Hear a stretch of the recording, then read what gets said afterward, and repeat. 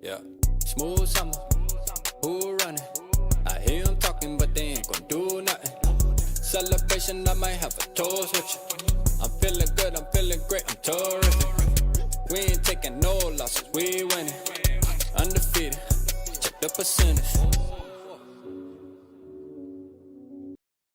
Yo, what's happening? Hey, Sarah, I got you, Sarah, for sure. I got you. Hey, you gonna call in and rant tonight. We definitely doing the call-in line tonight. I got the new number set up, so we gonna hear it. Papa just called me and made sure we was going live tonight as well, because you know he got some stuff to say. We gonna get on Papa tonight, though. I ain't gonna lie. Papa gonna get this work tonight, man. I'm ready for him to tap in. But before we do that, man, let's give these shout outs, man. Shout out Clinton in the building, man. Shout out my boy Mike Sports Vibes. Let's go, man. Mr. I Want to Mock, man. Let's get it, man. Sarah, for show, for show. My SKOL bro, man. Let's go, SKOL Mafia, man. Let's go. Let's go, man. We got Delton in the building. Let's get it, man. Turn up with me. What's happening? We got Angel, man. What's happening, Angel, man? AJ, what's going on, family? Let's go. Appreciate y'all tapping in tonight, man. Listen, we got some stuff to talk about. I gotta say this though, man. The practice today, it seemed like it was very underwhelming. Now, there is some new. I mean, they say it. Sam Darnold beat out our boy today, man. Sam Darnold beat out our boy, man. Shout out to Sam Darnold. You know what I'm saying? Like, listen, I'm not gonna be mad if he be all right. Shout out Sam Darnold. Shout out Sam Darnold tonight. You feel me? Sammy boy. You know, Sammy boy did it, man. Shout out Norris, man. Let's go, man. Shout out Norris in the building. But listen, Sam Darnold supposedly had a decent day, but they also did say that the defense kind of dominated today. So the defense was definitely. It seems like the defense been doing their thing every day. To be honest with you, man. Yay. I'm telling you, man, the defense been cooking, bro. Let's go. Boom, boom in the hen house, man. Let's get it, man. Shout out my guy, man. Let's go, man. He said, what goes on in practice and what they write about are two different things. That is a fact, Delton. That is a fact. Hey, Delton, were you at one of the training camps? I don't know. I thought I heard like maybe one bar. Was it one bar in Lepagus might have said something? I think you were there. Man. Let us know, man, what you've been seeing, man. Sketchy Sam. Hey, yeah, look.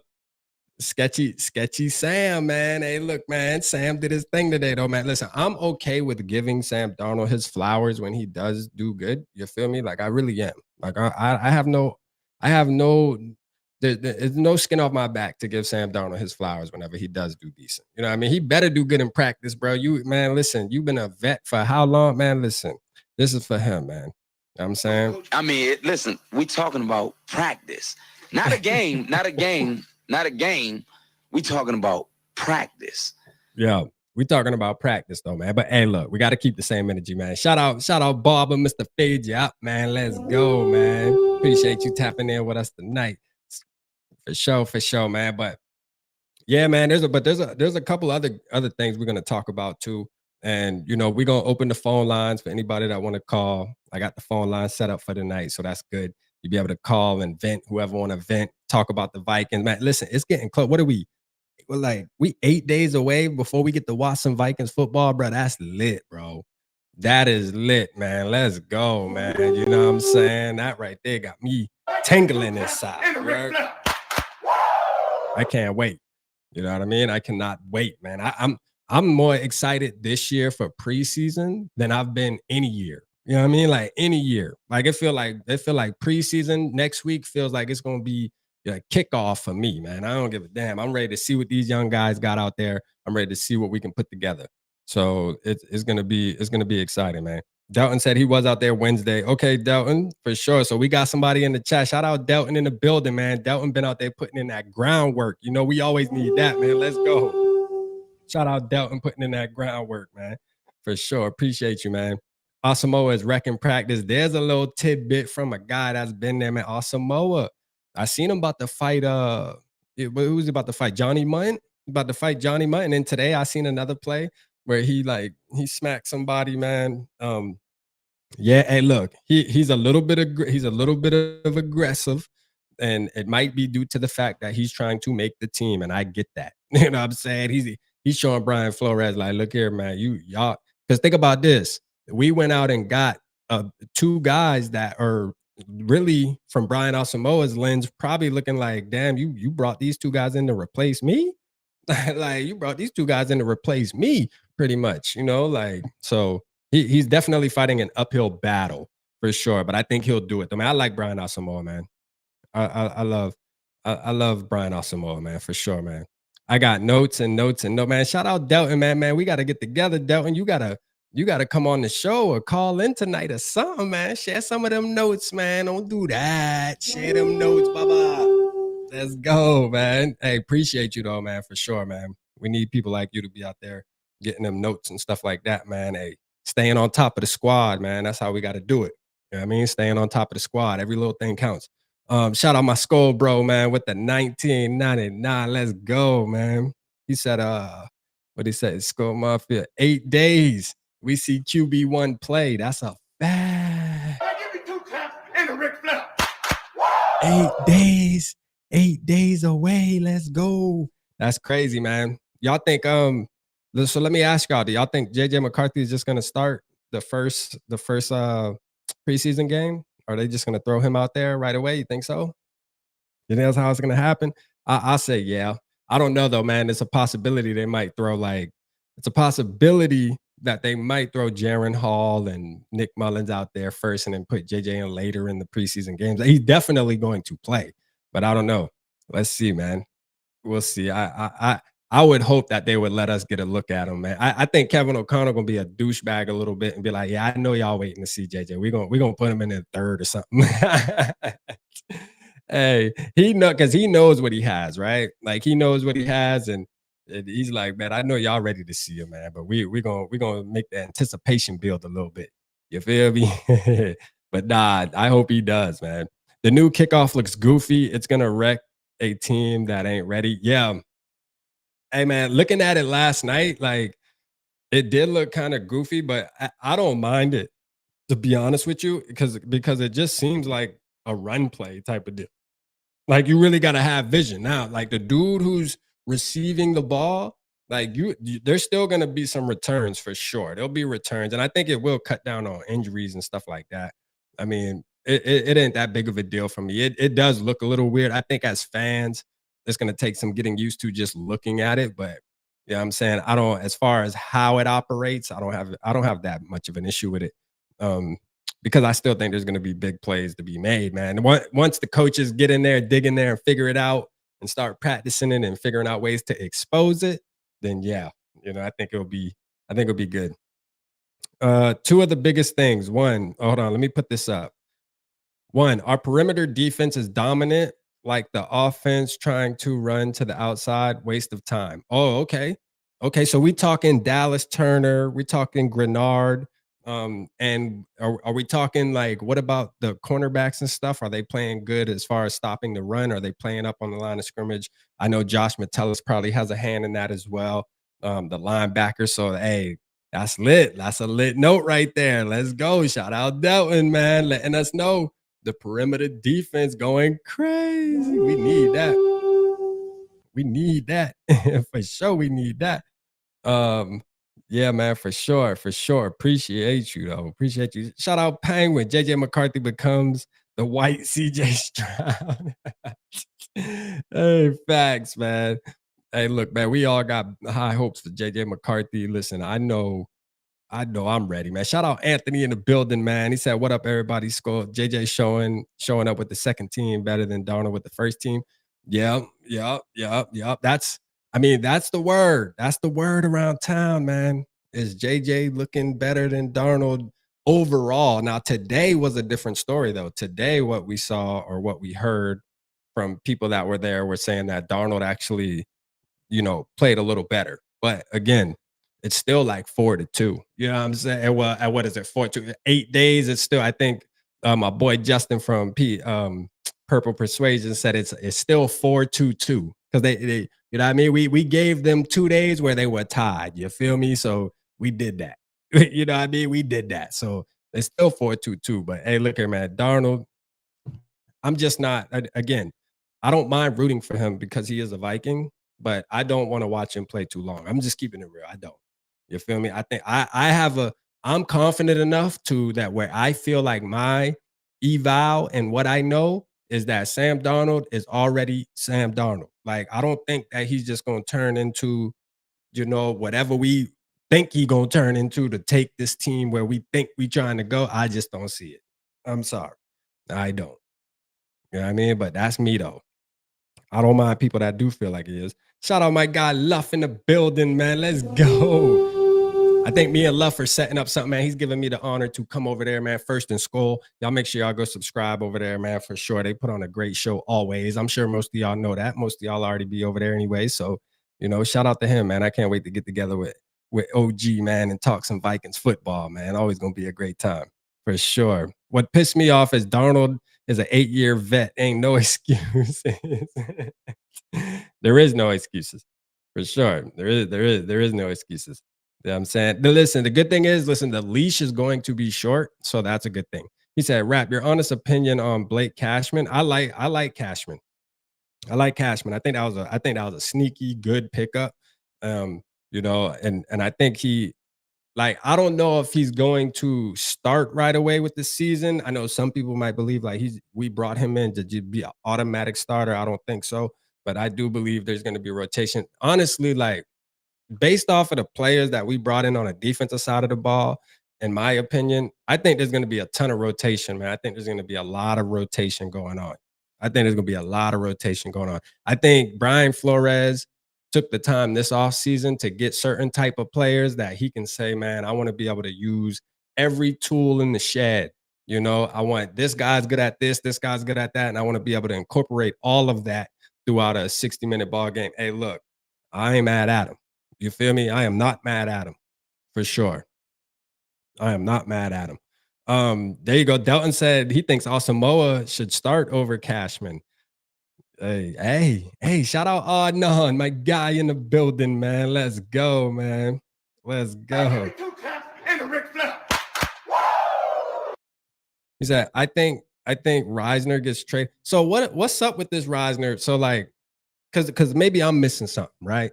What's up with Risner? Is he just not playing? What's up?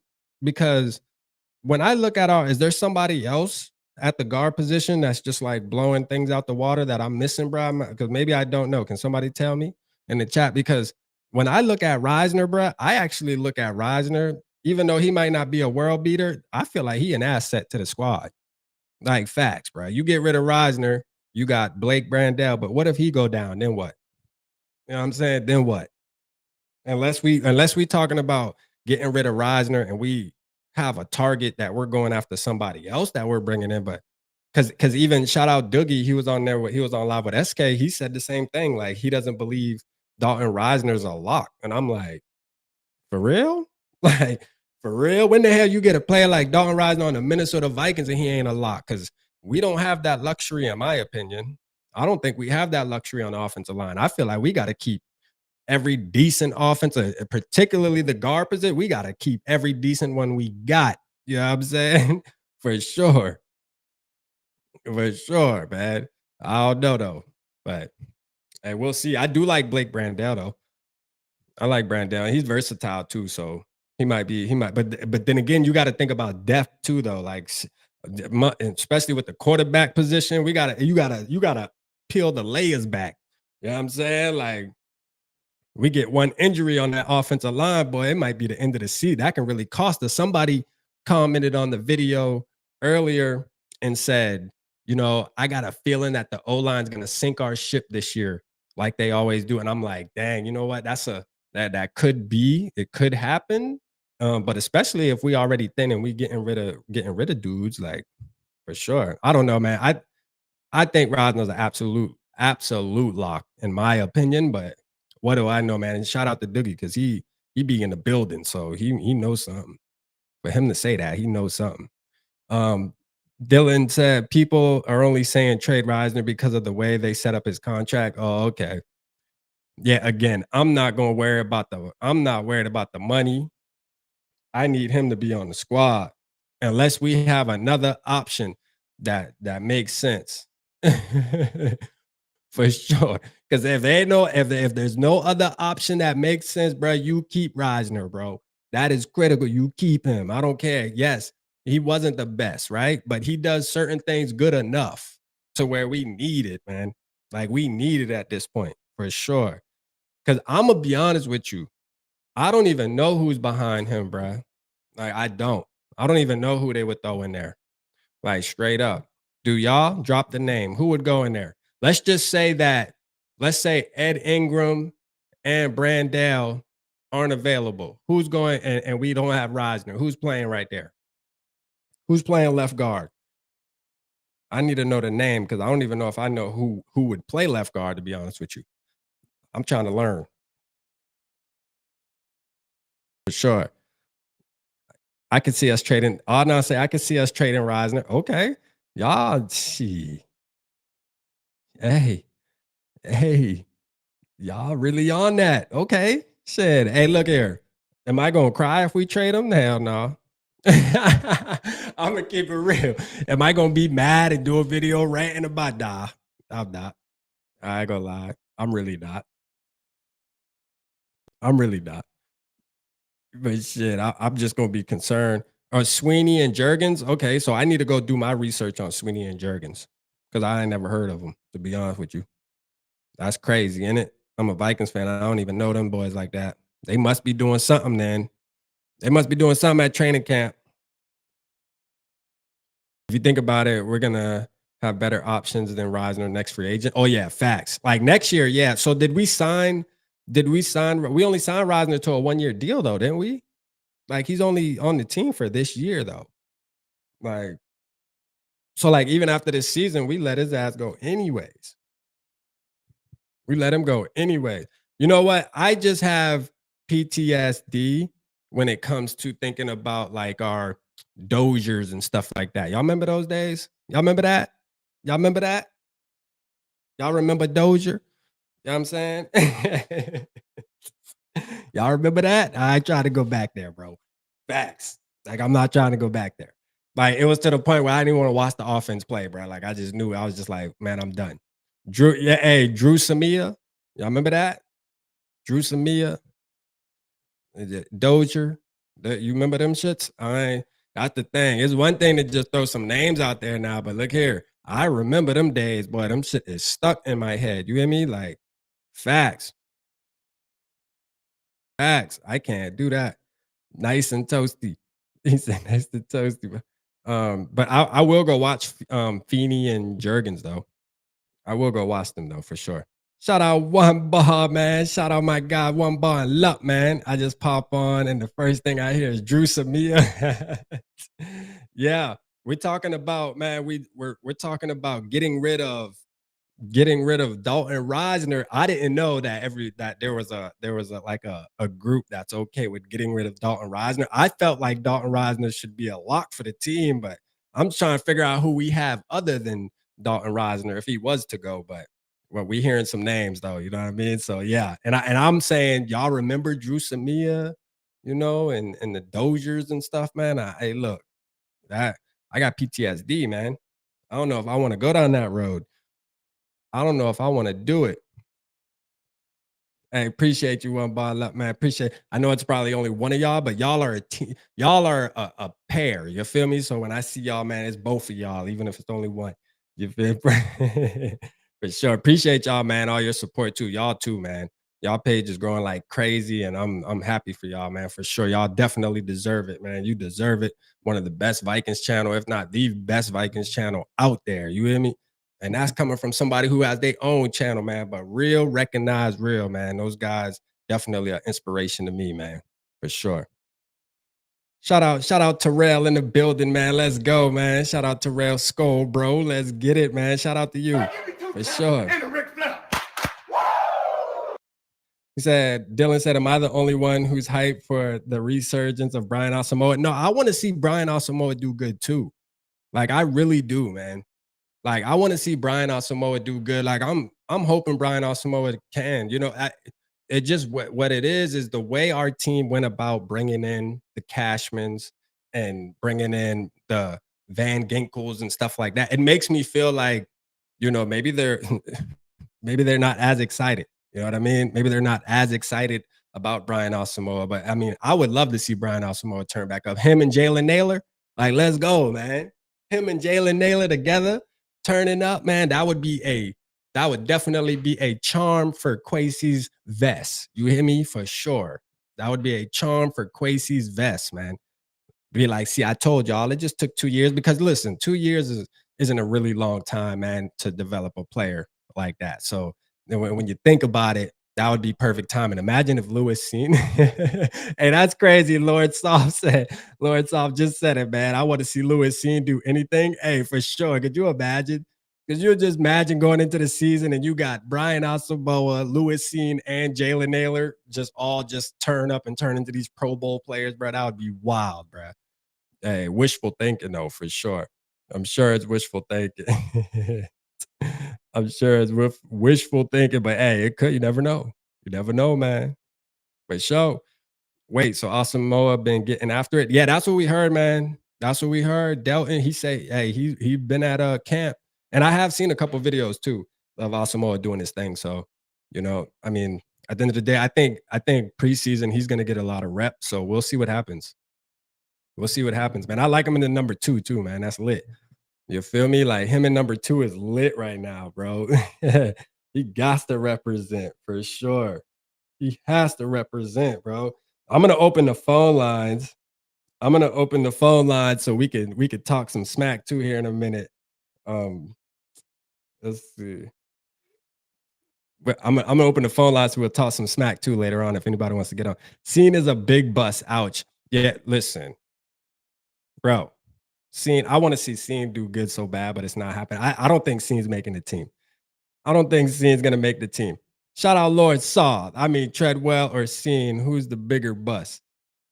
Hey, one thing I can say, at least Treadwell got on the damn field. You feel me? Like, yeah, he might have been a bust, but at least he tried, goddamn it.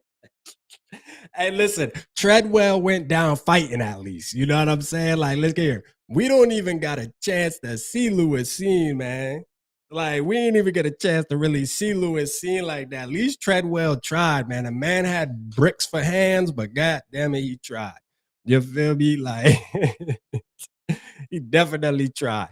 I mean, for some, it's crazy because when I did a video talking about Lewis Seen, I said, man, we need to call the defensive coordinator for Georgia and ask them what did they do to put Seen in the best position to be great like that. Because there must be something, because it can't be the talent, bro. It just can't. Like, if you watch him, how he flies around the field and how aggressive he is, like, for some reason, like, I just can't fathom that he's not good at football. You know what I mean? I just can't, bro. I can't, and the thing is this, it has to be him just not understanding the playbook or something. I don't know, but he seemed like a smart kid though. I don't know, man. It's just weird. It's weird, man. It's weird. I don't get it. And I heard he got injured again too. Like he tweaked something. So I don't know. I don't know what's going on with him. It's crazy, bruh. It's super crazy. Shout out my guy Nick in the building, man. Let's go, man. Shout out Nick. He said, I'm closing up my deals at my dealership. Just want to say love y'all. Hey, we love you too, broski. Appreciate you, man, for sure. Appreciate you tapping in tonight, man. That's a fact. That's a fact. My guy, man, Nick. We got to play some more music, man. Let's get it. For sure, man. We got to play some more music. But, man, listen, man. Hey, look, I'm gonna tell you right now that from what we heard, the defensive line gonna be nasty this year, man. I'm ready to see that. That's what. Let's get to that. You know what I'm saying? Let's get to that, man. Wish we had Kyle Hamilton, bro. Kyle, if we would have had Kyle Hamilton, man. Listen, we was talking about that too at that time. Like that's. I think Kwesi gonna have to wear that for the rest of his. It don't matter who. It doesn't matter who he becomes GM for. Kwesi definitely gonna have to wear that. He's gonna have to wear that. That's gonna follow him. That will follow him for the rest of his career. Facts, that will. Because that was nasty work. You know what I mean? You passed up on for sure, Kyle Hamilton just looks like he's gonna be a generational type player, like a talent crazy. He already done proven. So it is kind of sad. It is kind of sad, man. I ain't gonna lie. It is kind of sad, man. That hurt my heart. That hurt my heart, man. Don't need another safety. Yeah, our safety room actually is pretty deep. I think our safety room might be the deepest room that we have, to be honest with you. Like I feel like if a safety go down though, I feel like we good. I'm gonna keep it real with you. Like if a safety get hurt, we straight. We got somebody else we could throw out there. Facts. The facts. We got somebody we could throw out there. Delton said Tillery got range from the DL. McBride couldn't beat him to the edge. Ran him out of bounds for like a yard or two. He's long and quick. Okay. Okay. How McBride doing out there? McBride nice or not? Because listen, we had a lot of fans last year that was big on McBride. They seen McBride and was like, hey, McBride, that's the boy. That's the boy, McBride. I'm like, man, look here. McBride he said, nah. I figured, you know what I'm saying? I just figured I'd ask somebody who's been seeing him lately. You know, I figured. I just didn't think his style would transfer to the NFL. Not to say that it won't eventually, but I just didn't think it would work. You know what I'm saying? We're in trouble if Ty or Aaron go down. Bruh, we were in trouble last year. You know what I'm saying? We were in trouble last year. I wanted to keep Cook one more year, but that's neither here nor there. I'm letting that go. Hitman retires, Jay Ward time.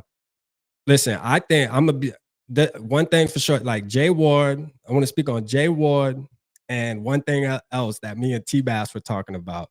And he said, man, listen, he's a bust, right? And he's talking about N'Keal Harry. I told him, man, look here, man, N'Keal Harry, bro, I'm ready to see N'Keal Harry play some tight end, man. What's up?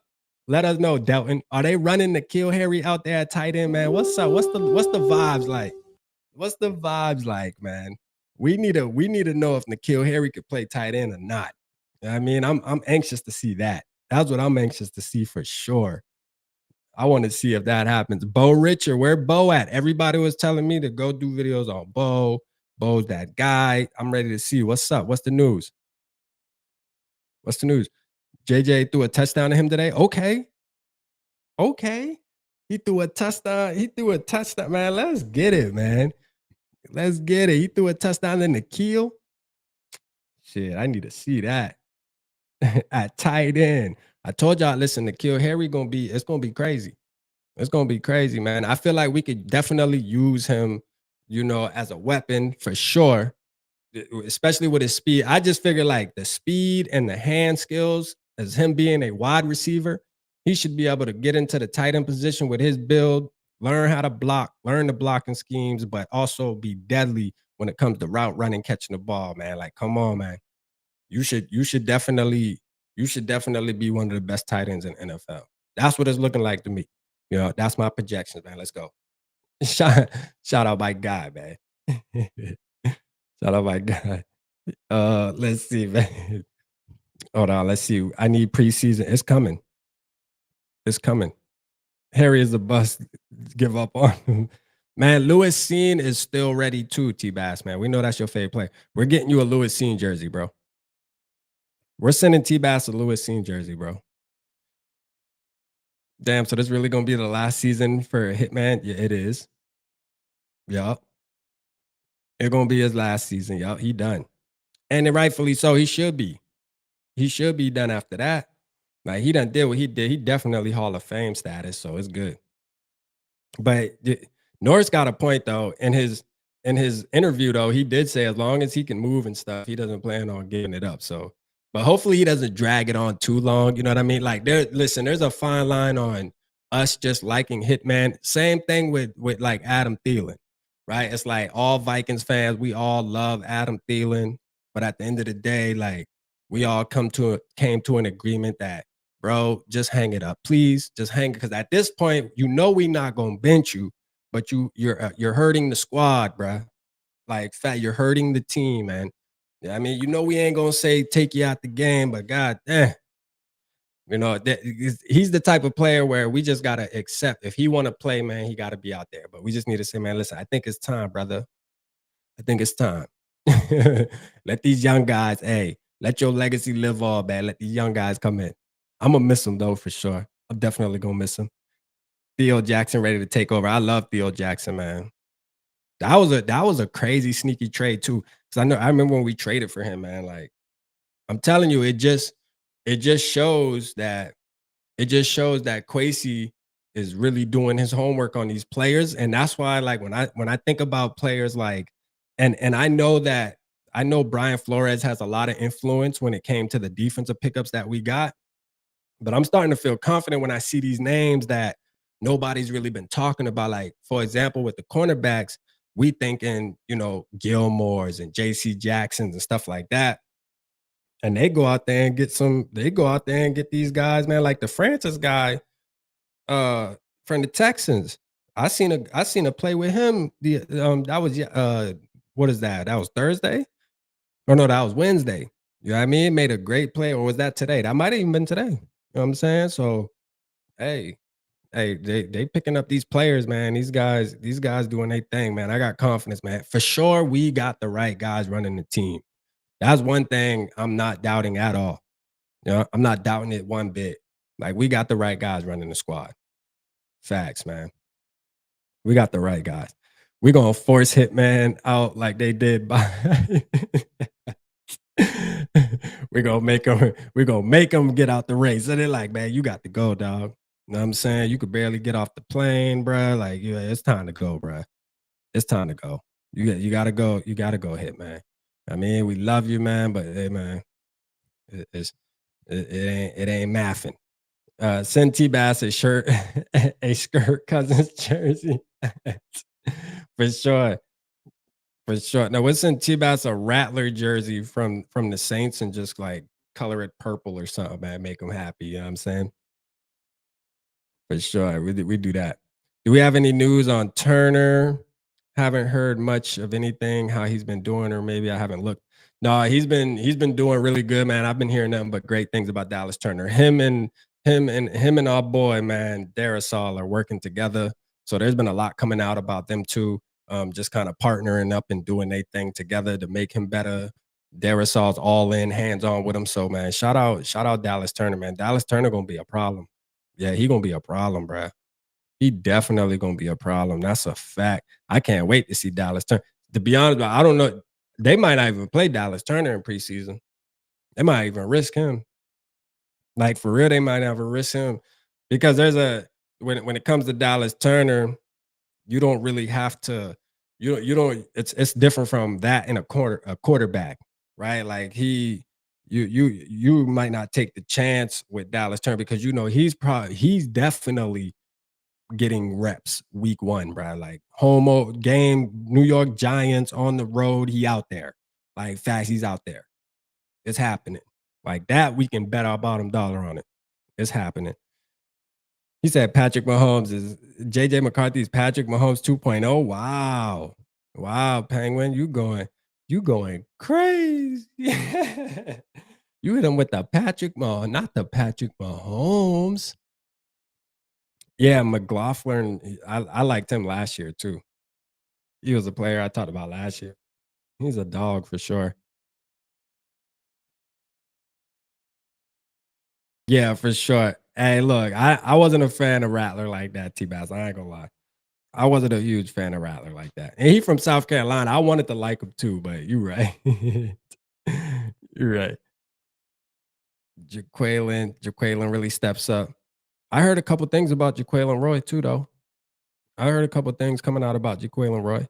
No, he's JJ McCarthy 1.0. Facts. Darnold or McCarthy, my guy. Sorry, I spoke on this already. Nah, it's straight. It's straight, man. Most of the people in the room definitely going JJ. That's a fact. Like, we JJ gang over here. You hear me? Like, hashtag JJ gang. Facts. The only person who ain't JJ gang is T-Bass. That's a fact. Like, for real. That's the only person. Shout out Bundy in the building, man. Let's go. Shout out Adam, man. What's happening, my guy? Let's go. Let's go. Yeah, we JJ gang, bro. That's a fact. 100%. 100%. Gary and Adam here playing cards, man. Where y'all playing, man? Y'all playing spades? Where y'all playing, Adam? I know you probably whooping Gary ass in it. Tell the truth. I'm not a hater, but I'm not a homer. Yeah, for sure. No, I get it though. I get it. I'm definitely a homer, but like for sure, like if there's a player I don't like obviously y'all know the vibes, right? Like we diehard Vikings fans, but we didn't like Kirk Cousins, so you know what I'm saying? We didn't like Kirk Cousins.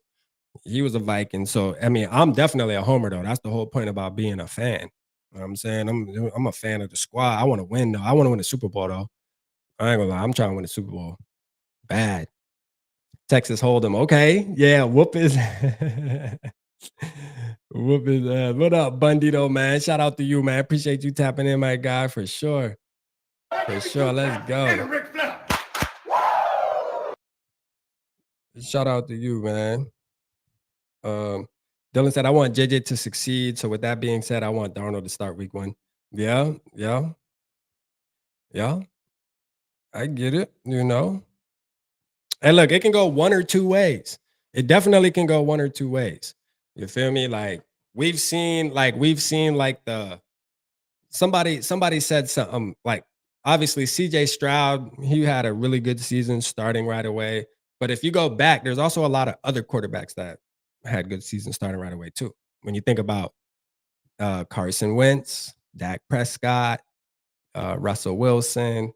There's a ton. The same list when you think about guys that have sat behind somebody for 1 or 2 years, the list is almost just as long with guys that have just started right out the gate too. So it can go one or two ways, to be honest with you. You know, if I look at it like this, if he's that good, because I think it's all about what's around him too and what team they go to, like these rookie quarterbacks. You know what I mean? Like, I mean, if you put a rookie quarterback on a bad team, like how Bryce Young got thrown on the Panthers, yeah, he gonna be garbage. He ain't got no weapons. There's nothing. There's nothing. But like you put a rookie quarterback with Justin Jefferson, Jordan Addison, TJ Hawkinson, a defense that's gonna, you know, also complement that, a run game with Aaron Jones, the story changes. For sure. The story definitely changes a little bit. So I don't know though, man. Look, I'm gonna have faith in the coach.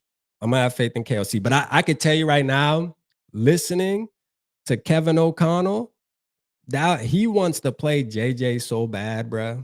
Like he wants to play J. Like every time they ask him about quarterbacks, he talks about JJ first. Like JJ is first, Sam Darnold is second. Like that is a fact. Like he's talking about what he gonna do with JJ first, and then Sam Darnold, and then Sam Darnold. Like I'm telling you, listen to him when they talk about quarterback.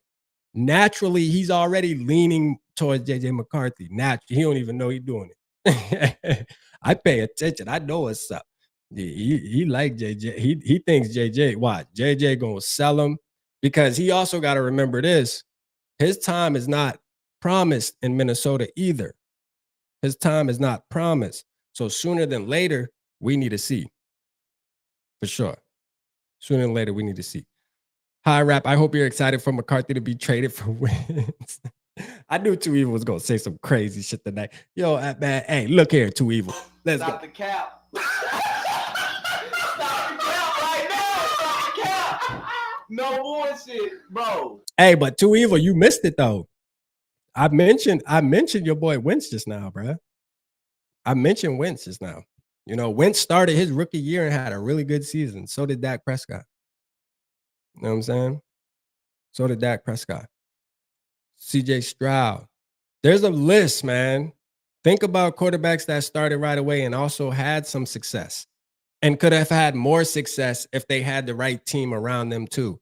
Because you got to think about it, man. You don't always have to sit your quarterback for 2-3 years. You don't.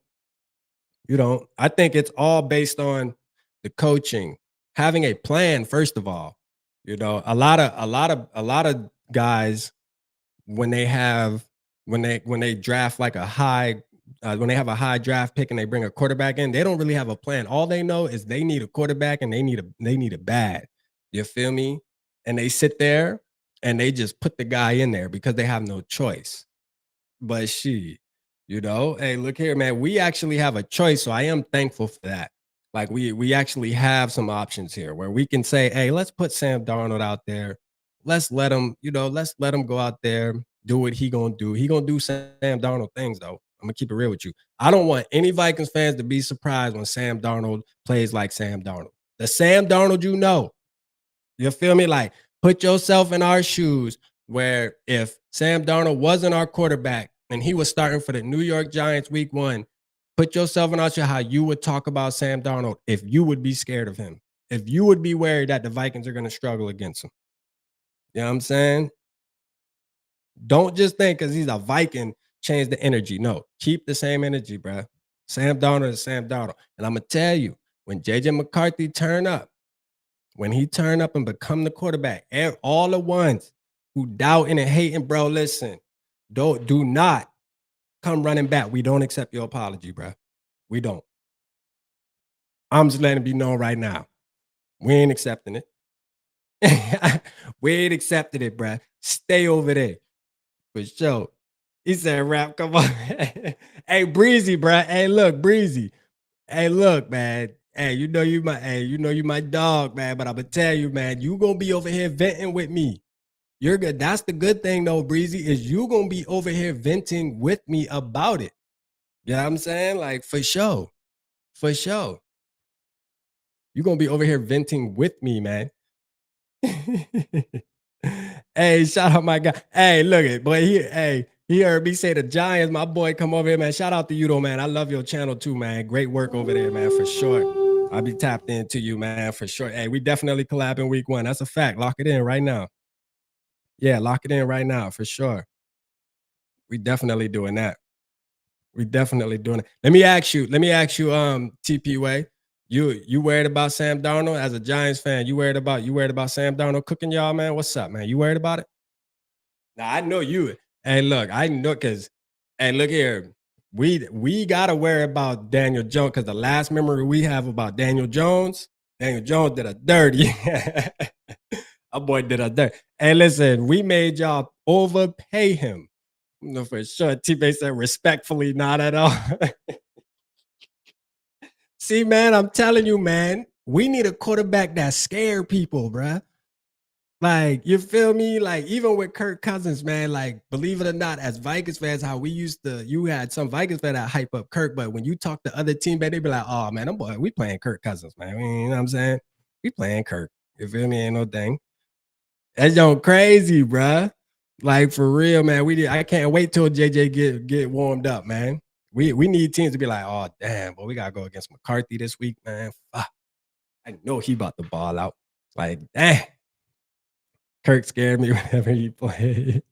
Shout out Olsen's, man. Appreciate you tapping in for sure. Appreciate you. Let's go. Hey, but TP Way though, I ain't gonna lie. You might not be worried about Darnold, but I do gotta keep it real, man. We definitely catching that dub, though. I'm gonna just keep it real with you. We definitely catching that dub. You might not be scared of Sam Darnold, but if Sam Darnold start, listen there, he's still gonna do you dirty. We'll get to that. You feel me? We'll get to that. We'll get to that when we collab. We'll get to that. Nah, but hey, McCarthy looking good at camp for sure. He definitely looking good. He's definitely winning over the fans. He's winning over the fans for sure. You know, before camp, it was all about Sam Darnold's gonna have a resurgence and just out of nowhere turn into this 4,000-yard passer with the 30, 40 touchdowns. But look here. Reality sinking in real quick because at camp, you hearing nothing but Sam Darnold, interception, turnover, hit, turn. But listen, he had a good day today, though. He had a good day today. You know what I'm saying? Reality, it'd be like that with us Vikings fans sometimes, though, because it was the same thing with Josh Dobbs. I mean, we got Josh Dobbs, everybody thought, oh, what? He ain't never had a team like the Vikings, though. Like, Josh Dobbs, he always been on a shitty team. I told y'all straight up, man, I don't give a damn, bruh. It's Josh Dobbs, bruh. Like, I'm going to accept who it is, man. It's one thing to dream and hope, man, but God, when you got a player that been in the league over 5 years, you got to just know what it is, man. I mean, he telling the evidence there. We talked about it. If you was and real quick, and then we're gonna get off the quarterback because I do want to talk about some other stuff, right? But this is the thing. You got Sam Darnold in particular got drafted by the Jets, went to the Panthers, then got traded and went to the 49ers. Now, let me ask you, that's a lot of coaches right there that he's been through, right? When you think about all the coaches, all the offensive coordinators, all the quarterback coaches, not one of them sat back and said, you know what? He's not the issue. Sam Darnold really him. We need to keep him as a backup. He needs to be the starter. We need to build a team around him. No, nobody thought that. You know what I'm saying? Nobody thought that. Nobody thought about that at all. You feel me? Like that's what scared me. You know, nobody at all thought about that. Rap laying down the Sam Darnold law. You know what I'm saying? But I hope Sam Darnold put the foot in my mouth, though. I hope he puts my foot in my mouth. I really do. As a Vikings fan, I hope Sam Darnold shut me up, bruh. I hope he shut me up. I ain't gonna lie. I hope Sam Darnold shut me all the way up. And I'm gonna be so happy to come on here and say, boy, Sam Darnold done. He woke up. Hey, he got signed by the Vikings and he a whole new man. I can't wait to say that. Please let me have that night. I'm begging you. Please let me have that night. We're going to definitely talk about it. Long story short, our D-line will be the key. Okay. Hey, our D nasty too now. Our D nasty too. It's going to be a game, though. I'm ready. I ain't going to lie, y'all, but hey, y'all got one with Neighbors, though. I'm going to keep it. Hey, Neighbors seeming like he him, boy. Yeah, Neighbors like that. Everybody was hyping up Harrison Jr., but I'm going to tell you, Malik Neighbors, oh, yeah, he like that. Yeah, they definitely got them a wide receiver one. That's a fact. I feel like the Giants finally, they really got them a wide receiver one ever since, Odell's couple years over there. They got them a wide receiver 1-1 for real because they've been struggling to really lock that down. Neighbors like that, bro. He like that. Like, he going to be an issue for sure. And when we play them, I'm going to tell you right now, I don't know. Hey, look here, Murphy. Hey, look here. You better get on them. You better get on them, boy. My question is, what does it say about our first team defense if a rookie can make them look suspect? A lot of people was asking that too. Like, we hyping up JJ for doing that to the first team, to the first team defense, but then that does, open up the doors for, well, damn, is our defense, you know what I mean? Not that good, but and even when you see the plays though at these practices, you could tell they're not really going 100%. Like, they're not. In reality, they're not. So you can take it with a grain of salt. Like, it looks good on those little video clips we're seeing, but you could tell the cornerbacks are kind of jogging a little bit. The rushers are just lollygagging. So, I'm a big believer in practice how you gonna play, right? But you can see the difference if you're watching a game to watching these clips at practice and training camp. So I do understand that, right? But I still get excited. That doesn't take away from the fact that we're getting excited and we're seeing these throws and he's putting it on the money and stuff like that. But again, the game speed will tell us a little different. I'm a believer in practice how you play, but then injuries occur. And the name of the game is to stay healthy until the season starts. So, you know what I mean? It's one of those things, man, where there's a fine line. There's a fine line, but it's okay as fans to get excited though. Like that, there's never a problem with being a fan and being excited about what's happening. Like, I mean, so be excited, bruh. I'm excited. You know what I mean? I went to the Panthers Giants game. I'm my boy. He said, Rap, stop being so negative about practice. We talk about practice, man, not the game. I mean, listen, we talking about practice. Not a game. We talking about practice. Nah, practice. Hey, practice does matter. It matters, obviously, but again, man, I agree. Listen, I can say me and T-Baz barely ever agree. You hear me? But I will agree with him that it is, you could definitely see the difference in speed and how the players are moving for sure. Yeah, I mean, you could definitely see the difference for sure. I mean, I think all of us can see that in reality, but it doesn't take away that JJ doing his thing. You know what I mean? JJ doing his thing, though. Regardless of what speed they playing at, goddammit, I like what I see. Let's just put it like that. I don't care what speed they playing at. I like what I see. Let's go. JJ has 70 on his arm. Like, no more weeks arms. QB slow defense. Rap already done tossed out Sam Darnold. Man, it ain't that I tossed out Sam Darnold. I just, as a Vikings fan, bro, I'm sick of going and grabbing everybody else's quarterback and then thinking that he's gonna be our savior, bro. Like, that's the thing. That's what I'm sick of as a Vikings fan. It's like, bro, we finally went and drafted a quarterback at number 10. The moment we've been all waiting for, bro. Like, at least me and probably a million other fans. Like, as Vikings fans, bro, we've been getting other people's quarterback and thinking they gonna be the truth for years, bro. For years.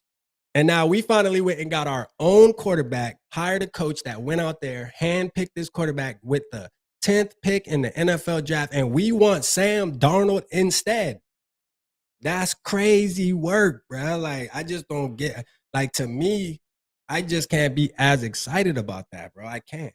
I just can't. So I know I've watched Sam Darnold for the past 5 years. I know who Sam Darnold is, bro. I know what Sam Darnold is.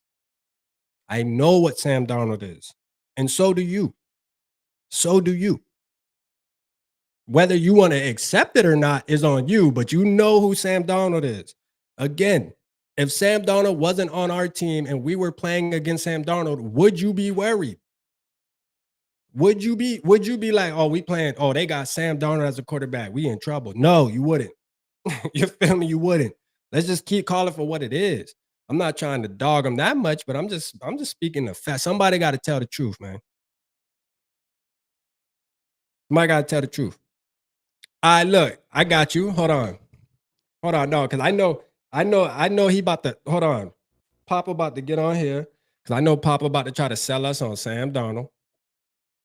He gonna try to sell us again on Sam. Hold on. Oh, I don't got to put the number up for you. All right, go ahead, call, Papa, go ahead.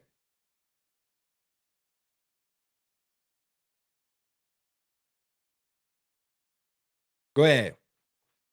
Because I don't even got to put the number up for you. Go ahead, call. All right, go ahead, sell us on Sam Darnold. Go ahead. First of all, you know what, man? When you got a product that you don't have to put a price tag on, and you know the value of it, right, you just accept it what it is. Now, I'm gonna go into some stuff. I'm gonna go deep. I'm gonna come back up, and I'm gonna submerge y'all again. And real quick though, Pop, real quick, Papa. Before you go though, real quick, I want to make it aware that you do know how Sam Darnold's been doing at camp, right? And you do know how JJ's been doing, right? You do know the difference on how they've been doing, right? I'm gonna agree to disagree, but let me say this, because you said this before. You said to me that you're not interested in t-shirts and shorts on practice days. Right. No, they full pads now. They pads now. I can't get excited about what that's saying. So I'm gonna say this. Let me say this. Now, if we back the tape up, a lot of y'all didn't judge a guy who came into the league as a rookie from Ohio State, and y'all already had him going into the garbage can because of players before him. Y'all said CJ wasn't gonna do it. Y'all said this. Yeah. You had him run out of town. You said all them past Ohio State quarterbacks don't look good, and you judged me based on other people's performances. That's what we did. So now we have to go and evaluate. What are we evaluating? We're evaluating the guy from Michigan who played in the biggest game and he didn't show up. His running back showed up and the defense showed up. But we are looking at two different versions of the truth. So I'm going to give you the spin on this. Until we get a preseason game, can we please stop gassing up JJ McCarthy till we actually see him in pads and a defense on him? Can we just do that? Because we've seen Darnold in pads. But that's the thing, though. Real quick, Papa. And usually I let you go. All right, I get you. But that is the whole point. Is we've seen Sam Darnold in pads and a helmet playing on Sunday, bro. We've seen it. Are you excited? And the thing is this: it's hard for me to get excited about that. Like from what I know of Sam Darnold, how am I supposed to get super excited about that? I'm about to give you the remedy of why you have to, because see, they're both on the same playing field now. They're both going to be playing with the same players, with the same coaches, in the same environment. We agree with that. So we can't go by him playing with a team. Like I said, it got Aaron Rodgers jacked up in one game, the Carolina Panthers, who have been horrible, and with a team that never gave him a true chance. Yet and still, we are celebrating a guy who didn't even throw over, 140 yards in the championship game. But we're saying he's going to take our elite wide receivers who want to be great. We just paid Jefferson all this kind of money. I know we don't expect to just hand the ball off and throw 5-yard passes to him. My point is this. When the game comes in, if you're looking for what we last saw JJ do, that's what he did. He was not efficient. He was not elite. He was not somebody to get you jumping out your seat. But we are taking it like that's what overnight. It's going to change. All I'm saying is let's let the preseason games play out. Let's let maybe 1 or 2, 3 games. Hey, man, listen, I'm not wanting JJ not to succeed. But if we're going to be keeping it 100% honest, don't do what you did to Darnold and not do what you did to him. You're giving already vibes to say what we saw him do before, but we won't look at that championship game and say the same for JJ. But hold up a minute, Papa. Go ahead. Let's talk about the game before the championship game. No. I'm going with the last game we saw. But hold up, because he had to win the game before that to get there, though. Did you want to bring up them stats? I agree with that. But when it was the biggest game, the one you was talking about, the championship, where was he? He was hiding in the back. Because they didn't have to throw the ball because they couldn't stop the run. I understand that, but you're saying, see, this is what I'm trying to get you to see. If he was able to be what you're saying he is, don't you think they would have showcased it? If you're able to show me you can do it, why would they say, no, we ain't going to let you do that? That doesn't make sense. So I'm going to say it just like this. If he can do it, we got the receivers that you got to have proof now. Because when the ball goes up in the air, Jefferson don't want 5-yard screen passes and bubble screens and slants and getting him hit constantly. That's what got him hurt with the other guys. I'm saying when it's time to put him on the track and launching that rocket, we'll see what he looks like. I know Darnold can do it. You do? You know Darnold can do it? You do? You know Darnold can do it because I got videotape that proves it in the NFL. And all I'm saying, all I'm gonna say is this, Rap. I know a lot of people who are right now on the JJ train won't look at that last game and give me no information on why he wasn't showcased. Because you know what? The answer to that is that, here's what we're going to say. Well, the running game was strong, and they didn't have to do it. But when we actually need him to do it, are you telling me that if we got to depend on that, is that what we're going to get? Because if that's what we're going to get, that's why he needs to sit. That's why I'm saying what I'm saying. I don't have nothing against the guy, but I'm going back again. Last year, C.J. Stroud was being cussed out and dogged out by a lot of y'all. He was. And I'm going to say it straight up. You didn't give him a chance. But now that he done proved himself, minds and attitudes have changed. All I'm saying is let us see what he's going to do in a preseason game when action is really happening, not in no shorts and T-shirts. Let's see what it looks like when the pressure and the heat is on. Because right now, we're sipping the Kool-Aid strong. All I'm saying is let's get it in a real game and evaluate him. Because what I saw in his last championship game, he was pathetic. That play, the play he had did not make me say. And that's why a lot of teams didn't jump out their seat to go get him. Because they didn't see enough. It ain't just me saying it. The pro analyst is saying that. I just don't want y'all getting too hyped for this dude. I mean, if you keep telling somebody over and over somebody can do something and they ain't proved it, it looks suspect to me. So let me see him do it. And we can celebrate what we see. Because, again, I said some months ago, when Jefferson gets out there, we don't have to celebrate Jefferson that hard. All right, we know what he can do. Papa, I want to see him do it too. But I think where we're differing at right now is I want to see him do it. You want to see him do it. But you rather put in Sam Darnold instead of seeing him do it. That's where it's like, to me, I'm like, man, listen, I'm ready to see if JJ has it. I don't want to wait because you wait a year and he doesn't have it. You wasted a year. right? Like it's one of those things where, again, we know who Sam Darnold is. Like Sam Darnold has showed, he's been in the league almost how many years, y'all? Like at least 5. We know who Sam Darnold. Yeah, because I said this earlier, Pop, before you got on the show. Think about this. He's been on 3 different franchises. Now, horrible situation. No, horrible. The 49ers is horrible. They had Jimmy Garoppolo. Situations. They had Jimmy Garoppolo in there. You don't think Shanahan would have looked at Sam Darnold and been like, yeah, this guy can run my offense like Sam Darnold? When you got a guy that ain't gonna give you a chance, and no matter whatever you may have, if I'm not gonna give you a chance, you're not gonna get the chance. I know a lot of people didn't give Case Keenum a chance, but he came and balled out for us. So I'm saying that now you're coming to Minnesota. See, I can't evaluate him with the Carolina Panthers and the Jets because they've never done anything. We have. I'm saying every quarterback we put in there have had flickers and flashes and done something. Go name anyone, and I can show you moments. Even Mullins has balled out with 400 yards passing. So I'm just going to say it like this. If you're going to evaluate Darnold, shouldn't you give him a fair shot, man, and wait till after maybe, like I said, the preseason? And I'm going to keep it real with you. If he goes through preseason with our players, with our team, because it seems like to me, are we afraid that if Darnold does succeed, we won't get what we want?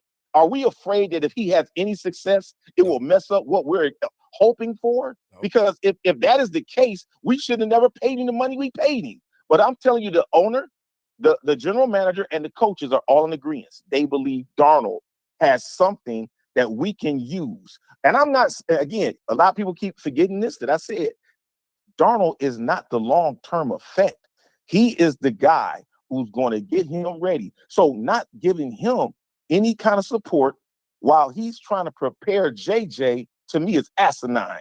How are we going to have the guy who's going to be the teacher, having the student behind him fail and then push him out there and hope he'll win? But let me ask you this. But let me ask you this though, too, Papa. Is it just crazy to think about that JJ McCarthy is just a better football player than Darnold? Like, is that jumping off of the ledge though? Because that, to me, it doesn't seem like it, man. Like for real, like there is a high possibility that JJ McCarthy is just flat out better than Sam Darnold. Like, and when you say better, what proof do you have of that? Based on NFL. No, what I'm saying is there's a possibility that he could just be better. Like KOC might look at it, and I know as fans, we might sit around and say, oh, damn, he's rushing him out there. But, you know, KOC said it yesterday in his interview. He said, look, I'm going to put the best player. He hasn't even named Sam Darnold as the QB1. Nobody even has the job on lock right now. Like, they're looking at Sam Darnold as a guy that's still competing for the starting job in week 1, right? He hasn't come out and say, oh, Sam Darnold's definitely starting week 1 and that's what it's gonna be. No, like and you want to know why that is? Because they might see something in Sam Darnold, but they also probably know that Sam Darnold is Sam Darnold as well. Like, that's just the facts, man. Because if they didn't, they would have already named him the starter. And now let me unravel what you said. How much money did they pay JJ, and how much money did they pay Darnold for 1 year? I think Darnold got like 10 million. I think Darnold's like 10 million. Absolutely. And how much is JJ gonna get his first year? I think it's more than that, to be honest with you. I think it's like 12 something, maybe 12 or something like that. I don't think he's getting more than him his first year. He got it. What? Yeah, because of signing bonus and stuff. Yeah. I mean, if you look at a signing bonus, he was the number 10 pick, bro. I'm saying, how much is he getting paid for this season? More than Darnold. Bonus, I mean, Darnold probably got a signing bonus too when he first came to the league. I'm saying, how much is he getting paid? What is his annual amount? It's not what Darnold. JJ will make more money than Sam Darnold this year. That is a fact. Because he's the 10th pick in the draft, bro. Like he's making more than Sam Darnold. I know he's the 10th pick of the draft, bro. I mean, the thing that I'm trying to get you to see though is this: his being the 10th player in the draft does not align with what he did in that last game he played. It doesn't, and you know that's the truth. It's not. If you based it on what you saw in that game, you cannot tell. But why are we only talking about the last game? Because like you like Penix, but look what Penix did. I'm gonna tell you. Should we judge Penix off of that? Hold on. Should we judge Penix off of that last game? I love Penix for one fact only. He had 2 solid years of work. Your guy did not have that. I'm just being honest. He didn't. And if you look at the game they played, if you're going by individual versus individual, the numbers don't say. He almost doubled what JJ did. You've seen that. So but you also there's context to that though, Papa, though, because they run different offenses, man. I understand, but let me ask you a question. Let me ask you a question. I never asked you this question, and I've always wanted to. Let me ask you this question. If I would have put Penix on the Michigan team and I would have put McCarthy on his team, do you believe? I'm just gonna ask you a question. Do you believe that the numbers would have been the same? They would have been similar because it's about the coaching. Harbaugh had a formula where he likes to run the football, and they had a great defense. And then when you got a good defense and you can control the clock, that's what he's gonna do. But you want to know what's important, and KOC said this in his interview as well. Look at what JJ McCarthy did on the 3rd and 5s, 3rd and 6, 3rd and 7s, those 3rd and longs, the things that matter in the NFL. Look at his percentage on what he did. You know, look at his percentage on what the throws he completed, the important throws. You know, that's what mattered. That's what made a lot of scouts like JJ McCarthy. In college, 3rd down may be important, but in NFL, all downs are important. That is and a I'm fact. gonna keep it real with you. For him to come in, see, Penix, and again, I love Penix for one reason only. Penix had a similar situation. He had 3 outstanding targets to throw to, and he distributed the ball and got over 4,500 yards. And so he proved that if he came to us, what we would see would be similar. But if I'm going to say right now, from what I last saw of JJ McCarthy and what I know we paid Justin Jefferson, we paid him a hefty amount of money. We're not paying him to catch the ball behind the line of scrimmage, run slants and bubble screens for the whole season. And you got to throw the ball downfield. You got to be able to read defenses, which is why JJ McCarthy right now is in learning mode. I am not against him. I'm telling you the truth. Seems like if you tell the truth, it's not being recognized for what it is. If you put him out there and you're getting killed in his first year, you want to take away his emotional, mental preparation. He'll be gun shy to throw the ball because he's getting hit. All we're trying to do is say, look, this is what you need to do. Darnold is the teacher. Again, I'm gonna say this again. I don't want Darnold can't teach a damn thing because he's not good his damn He's self. a veteran. He has to teach. There's no one else who else on the roster is in the position to do it. I'm dependent on the coaches. I'm dependent on the coaches. And the coaches have to put out a player to demonstrate what they want for him to watch. That's how it's always worked, Rap. You know that that's not going to change. They're coaches in the league for a reason, because they have to put a player out there to watch so he can be able to learn, mimic, learn what to do, what not to do, and know the cadences, how to read a defense. This is all the schooling right now for him. He's played college ball under a circumstance. And I'm going to give you something else to think about. Under the things that he had, and as much as you and certain people on here talk about how great he was, why do you think his coach at Harbaugh didn't want him and pick him when he's top 10? Because he had Justin Herbert. Wait, let me say this. He's so great. Why didn't he take him? Bro. And I'm going to tell you the reason why he took him. He wants to stay in the NFL. He knows he can't throw the ball right now. And you're in a position, that team that got rid of all their wide receivers, about the Chargers, got rid of all their wide receivers, all their talent. And you couldn't put him out there and have him survive. So for him, he said, this ain't going to make no sense for me. Go to a team and learn. I promise you that's why he's there, to learn. He's not there to start. As much as y'all want him to, as much as everybody's clamoring for him, if you put him out there and you ruin him, y'all got yourselves to blame. Let him. Man, but hold up, man. Hold on, Papa, man. Hold on, man. Real quick. All right, look. The Chargers have Justin Herbert, man. Of course they not. And he's on a huge contract. Of course they're not going to get JJ McCarthy as his coach. And if you listen to how Harbaugh talks about JJ McCarthy, he said that he's the best quarterback in the draft. He believes that. Now that could be just because he was the coach, right, of JJ McCarthy, and he hyping his guy up, helping him out, raise his stock and stuff like that. But Harbaugh loves JJ McCarthy for sure. And I bet you if the Chargers were in a position where they had if they had Sam Darnold as their quarterback going into the season, I guarantee you he was taking JJ McCarthy. That is a fact. But they have Justin Herbert. You know, the Falcons had Cousins when the draft came and they took Penix. And let me tell you the mindset of that. They was like, look, we're not going to throw away a talent like this. So why do you think that would be different for Coach Harbaugh? Because if it was really what you say he is, It should have been an instant impact. I'm getting my guy. I know him. I know what he's about. Whenever his situation called for, I'll have him. And the reason why he didn't do it, I'm telling you, he know he ain't ready. He know, and he don't have coaching. So hold on. So pretty much, you feel like KOC and then made a mistake getting JJ at. No, that ain't what I said. No, this is what I'm gonna say. I'm gonna say this so everybody understands. KOC made a business decision. He was the best quarterback there, but he also is smart enough to know I'm not going to sit up here and let y'all do what we did last year and say, no, put him in. No, put him in. Because guess what? If he screw up this season, he'll be out of a job. KOC is not going to be able to go through this season with a carousel of running the quarterback in the loop again. That's not going to happen. So what's going to happen is this.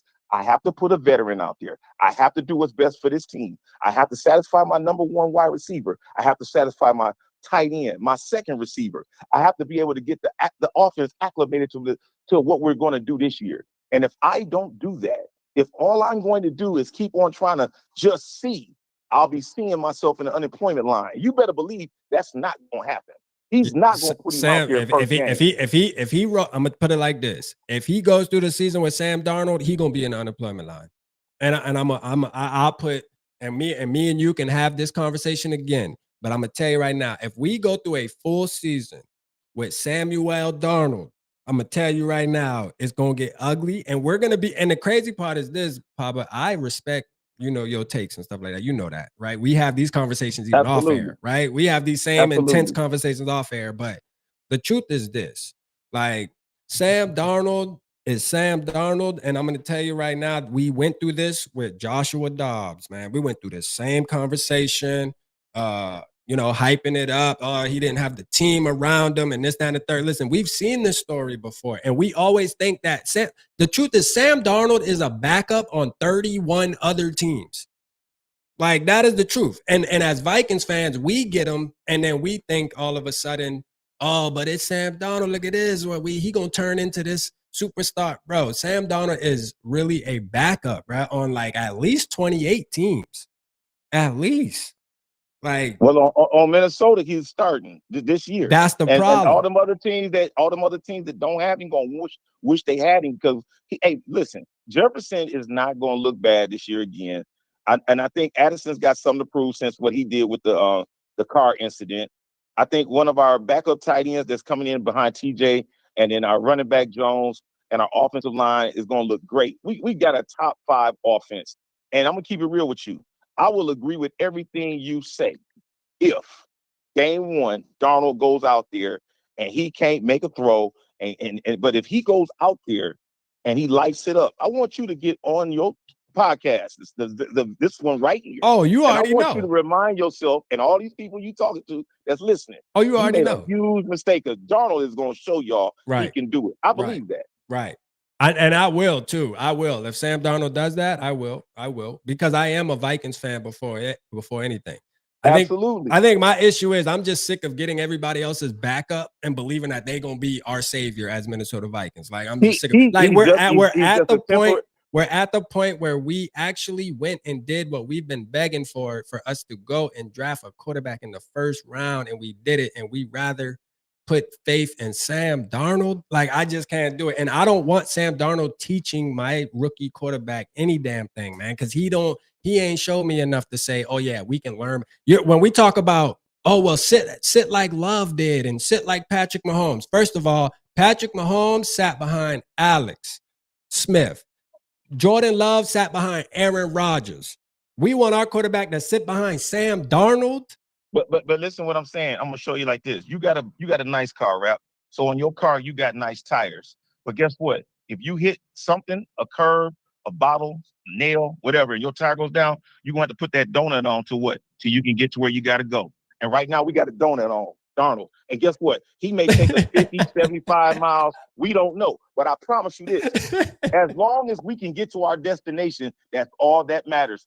So hold on. So what's the destination with Sam Darnold, Papa? Where you think we're going with Sam Darnold? I'm telling you right now, I believe he's going to ball out. I really believe he's going to throw for a lot of yards because of our receivers, because of our coaching, because of our team. I'm not saying that he's going to be a superstar and do it all, but he's got players that can make plays. I believe he's going to do everything that is necessary from keeping us from making big mistakes. I think he's right now being critiqued in the areas of where they're trying to show him what to do and what not to do. And I have a feeling when we put that donut on, that Darnold donut, that Channel 14 anchor man, when he gets up there, man, I promise you, man, he's going to shine. Bro. I have no doubt in my mind that what we've got is a valuable piece of our team right now that can control the ball, who's better than Mullins, better than Hall, definitely better than Jefferson. I mean, not Jefferson, McCarthy right now. He's our best hope right now. And we have to give him a shot until he proves us he can't do it. He done proved he can't do it, though. I think that's where he done proved he can't do it. Not with us. But see, you see, that's what I'm saying. You're basing it off what you saw other teams. I want to see what he does for our team. I don't care. I'm not interested in what he did with the Jets, because if I was to go by what Aaron Rodgers did with the Jets, I would be like, what did he do? Nothing. And he's a great player. What did he do with the Carolina Panthers? What every other quarterback did there? Nothing. And what can you do when you're a backup and they won't give you a chance? Absolutely nothing. So I don't look at that as anything to be judging him by. Come to us with our team, what we have. Let's see what it looks like under our situation. Because what you got with them other teams ain't nothing like what we got. We got the best of both worlds. We got a defense now, and we got an offense. And then now that they done changed the rules with that, with the special teams, with the kickoff, hey, you know what? We'll get the ball not under the rest of being inside the 20, because it's going to either be at the 20 or the 30, depending upon how the ball rolls and goes into the end zone. So we're going to have enough room for him to have to where he can at least be comfortable. But I'm just asking you, man, just to think about giving him just a glimmer of a chance, man, before we start sweeping him under the carpet. Now, hold up, Papa. Now, hold up, Papa. Yeah, and you gotta cut me slack for this, because I did this last year with you with Dobbs. You begged me in particular to give a chance, and I did that. And he balled out for 2 games, didn't he? Did he go for 2 games straight? Man, Papa. Yeah, did he? No, he balled out for a game and a half. Technically, he balled out for a game and a half.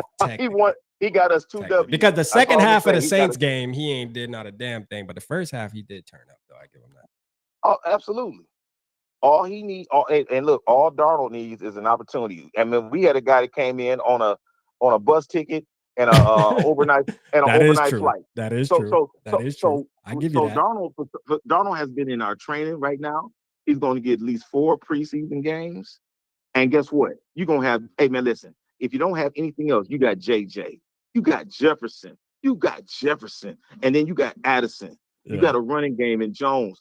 I believe that if you got somebody that can help you and talk to you, and then you got probably one of the best young defensive coaches, special teams coaches, best young offensive coaches, and head coaches, man, we are not going to fail. I have no idea, man. I'm looking at a 12-5 record. I don't know what y'all seeing. I'm looking at 12-5. You're looking at 12-5 with Sam Darnold? With Sam Darnold, man. Listen, wow. It's not just him. It's the team. Wow.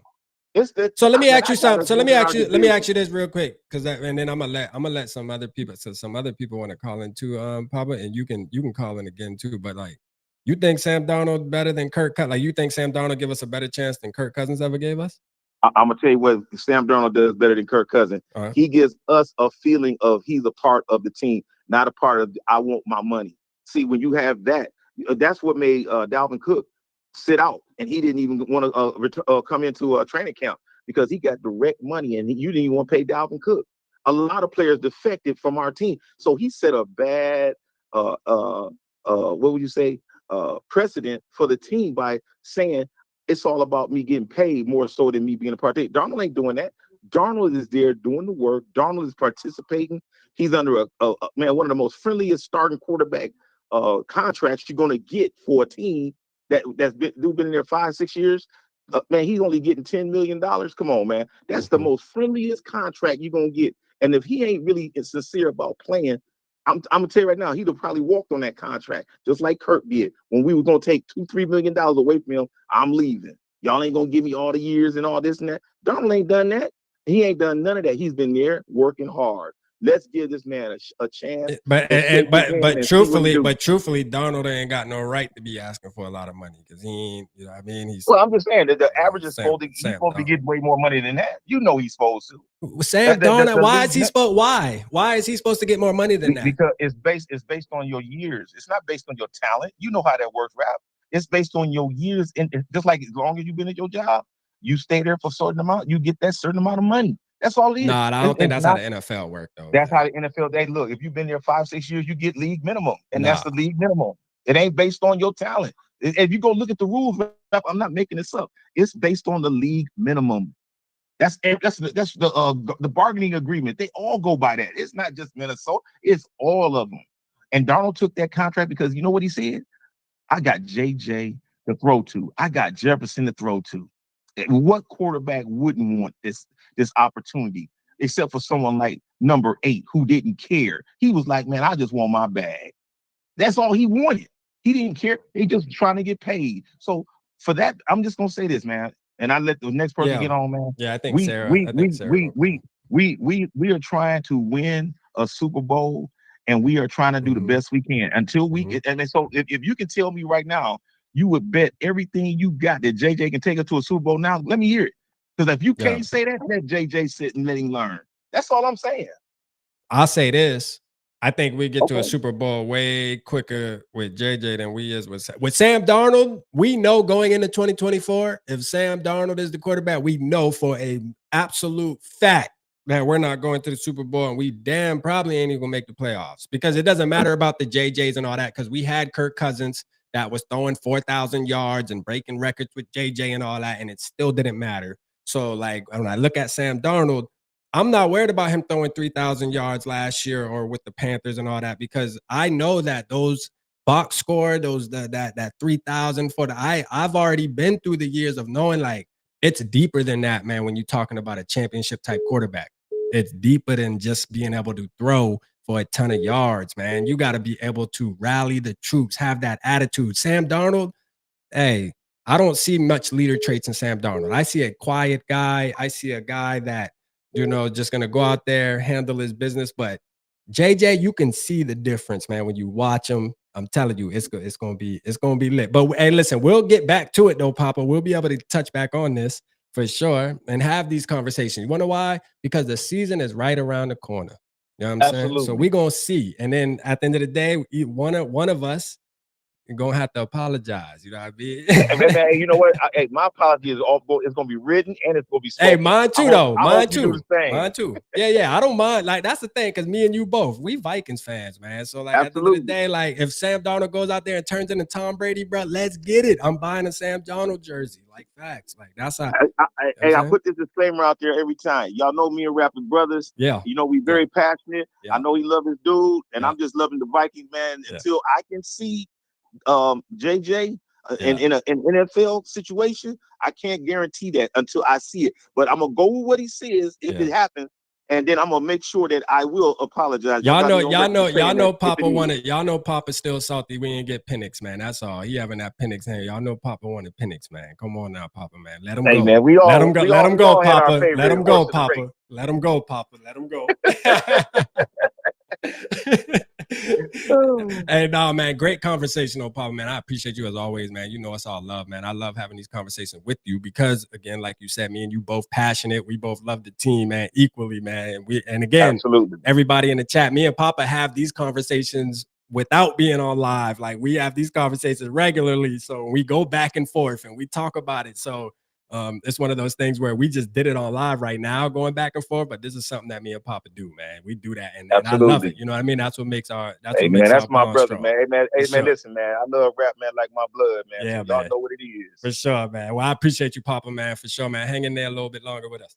We're here with these people, guys. Brother. All right, man. All right. Go ahead, call, Sarah. I think you called. Go ahead. Oh, you want us to call you? Oh, you want us to call you? There's the number, man. Go ahead. Y'all want to call whoever get in first. Can you hear us? Oh, hold on. Hold on 1 second. I think I can hear you. Hold on. All right, go ahead, talk. Hello. Oh shit! Hold on. I know in the end, both of our goal is to see the Vikings win the championship. Right. But I'm not going to put my faith into a dude who sees ghosts.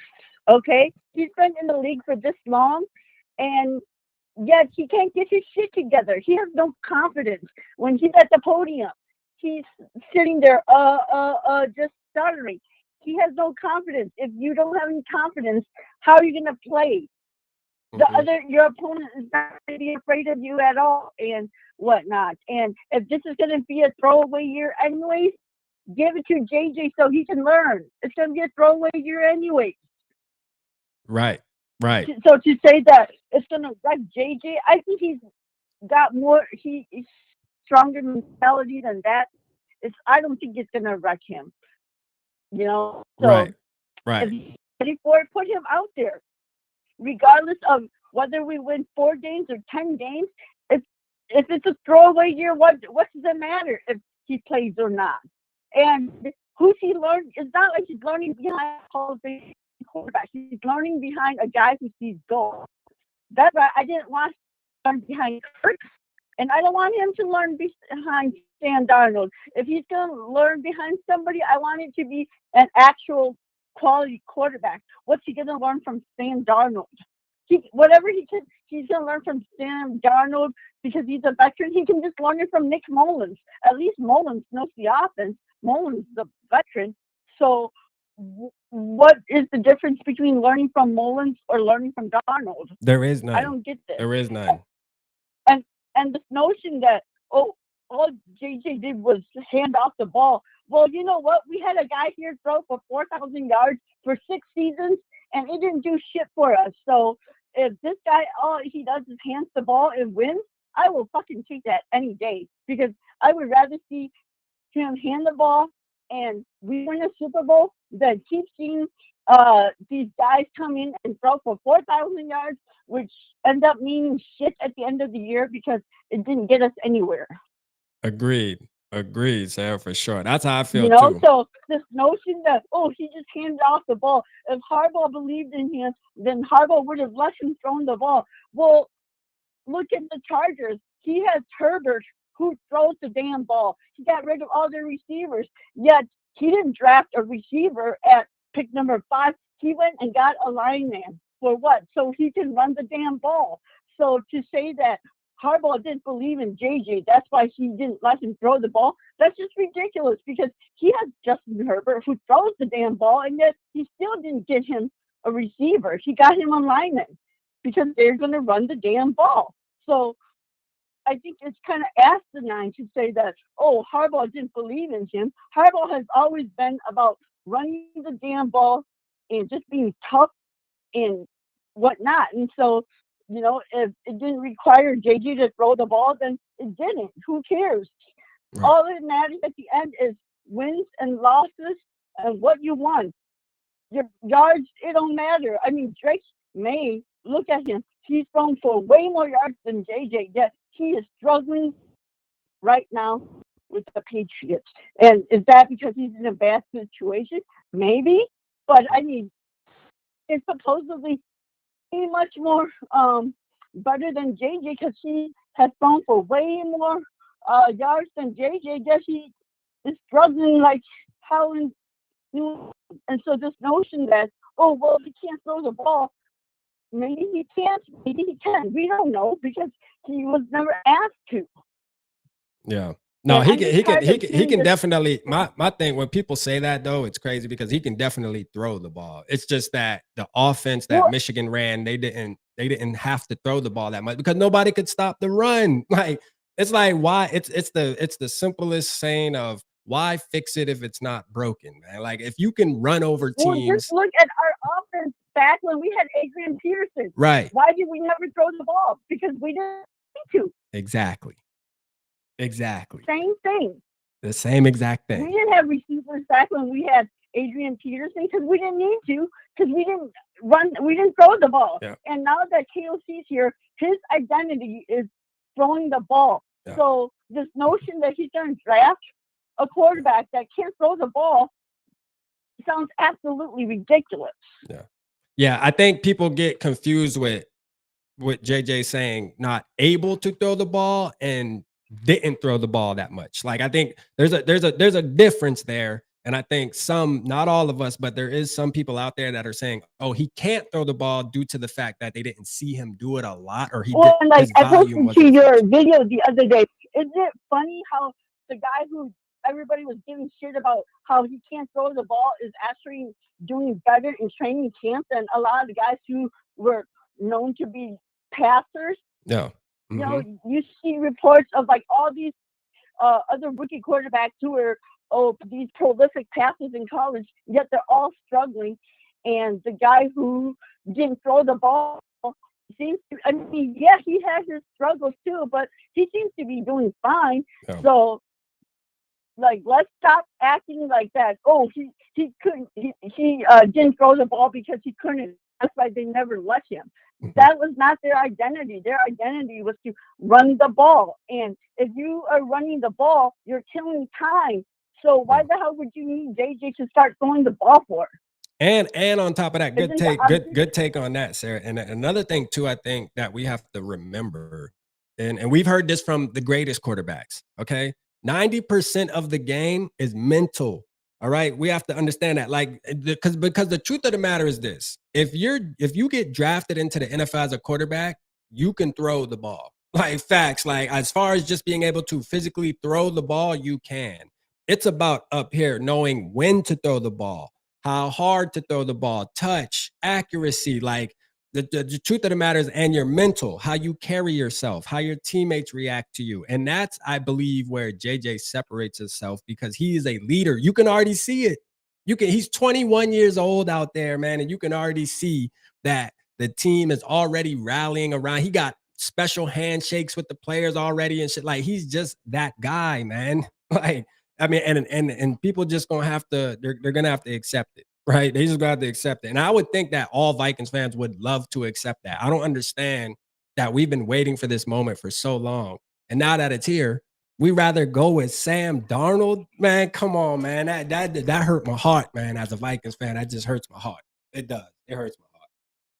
It really does. Like, I was willing to give Sam Darnold a chance to, but then when I saw the reports of him struggling, it's kind of like, come on, dude, like, you're a veteran. But Sarah, are you surprised that Sam Darnold is doing what Sam Darnold's been doing since 2000 and what is it, 17? Like, are we surprised that Sam Darnold is being Sam Darnold? Because I'm not. You know what I mean? It's Sam Darnold, no, man. I'm not. Yeah, I get that he didn't get a fair shake and that he went to a shit organization and all that, but I mean, if you have that it factor, you would think that you would eventually overcome that. You know, it's not like when Tom Brady won all those Super Bowls for the Patriots, they weren't a good organization. They were a shit organization who didn't win championships either. And so the notion that like he like never had all these chances, well, he had the chances that he had, and yes, he didn't have like great players surround him and all that, but I mean, he went to the Panthers, and yeah, they were kind of a train wreck too, but when are we going to put responsibility on him that he couldn't overcome his or whatever skills he were lacking, that he wasn't good enough to overcome all that? Right. Because yeah, but real quick, Sarah. Real quick, Sarah, because I'm gonna stop you right there really quick, because I've been making that point too, and I want to elaborate on that. Is exactly, you're in Carolina, right? We'll forget about the New York Jets. We'll say that the organization it didn't go good, and he got traded to the Carolina Panthers. At that moment, you know that the team's not built around him. But if Sam Darnold was like that, they would have kept Sam Darnold and drafted and built the team around Sam Darnold. They would have been like, listen, he was the third pick in the draft. He got all the talent we need. We just need to make sure we get him weapons. But they didn't think like that. And we can't say that Sam Darnold didn't have weapons in Carolina, because he had DJ Moore. And they didn't think like that. You want to know what they did? They went and got a guy from the XFL named PJ Walker. That's what they did.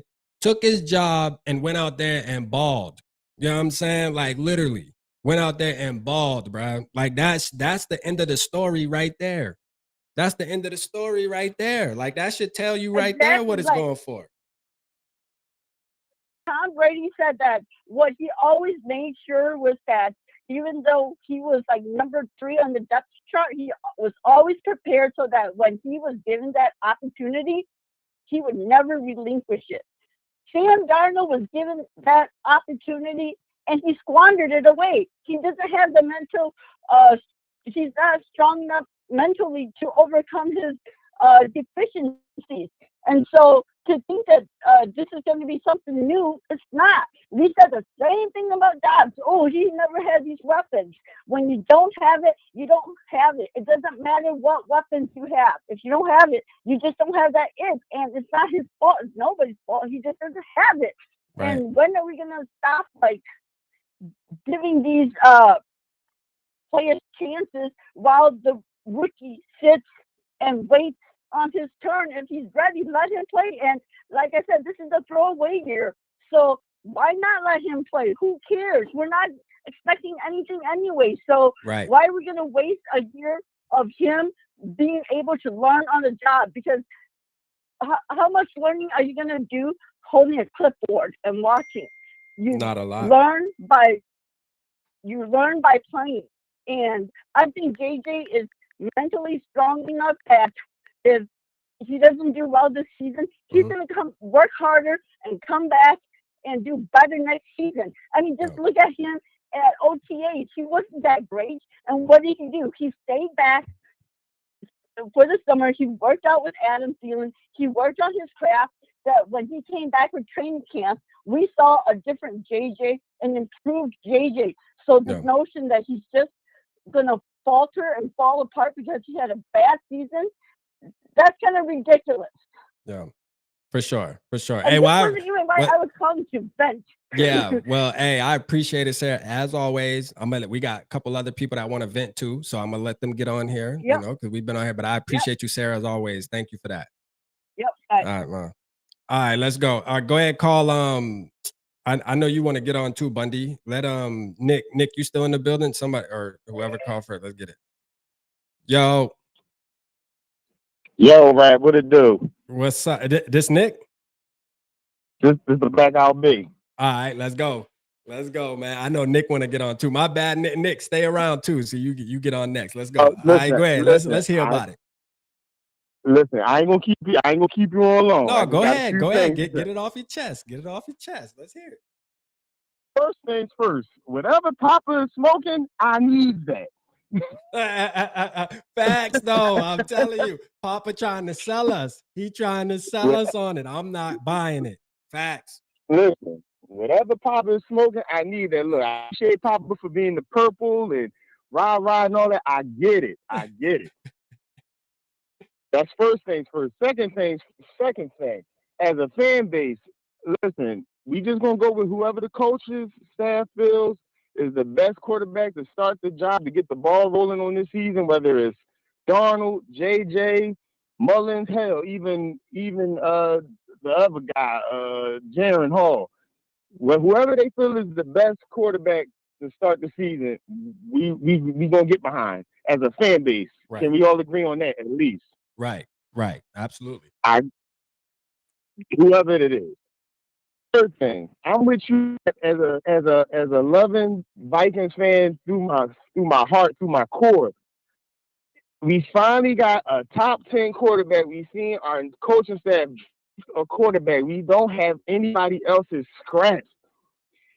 And through camp, through training camp, through all the camps, we've heard he isn't out here seeing the forest for the trees. He's actually out here performing. Like, I could see we heard JJ was like just trash, and it's like, all right, well then, look, we gotta roll with Darnold, man. Like, JJ really ain't got it right now, but like we're actually hearing good things. He's actually performing good, so that riles me up more than like, yeah, like let's get our draft pick up there. Facts. We've already seen this Darnold film. We've seen this Darnold tape.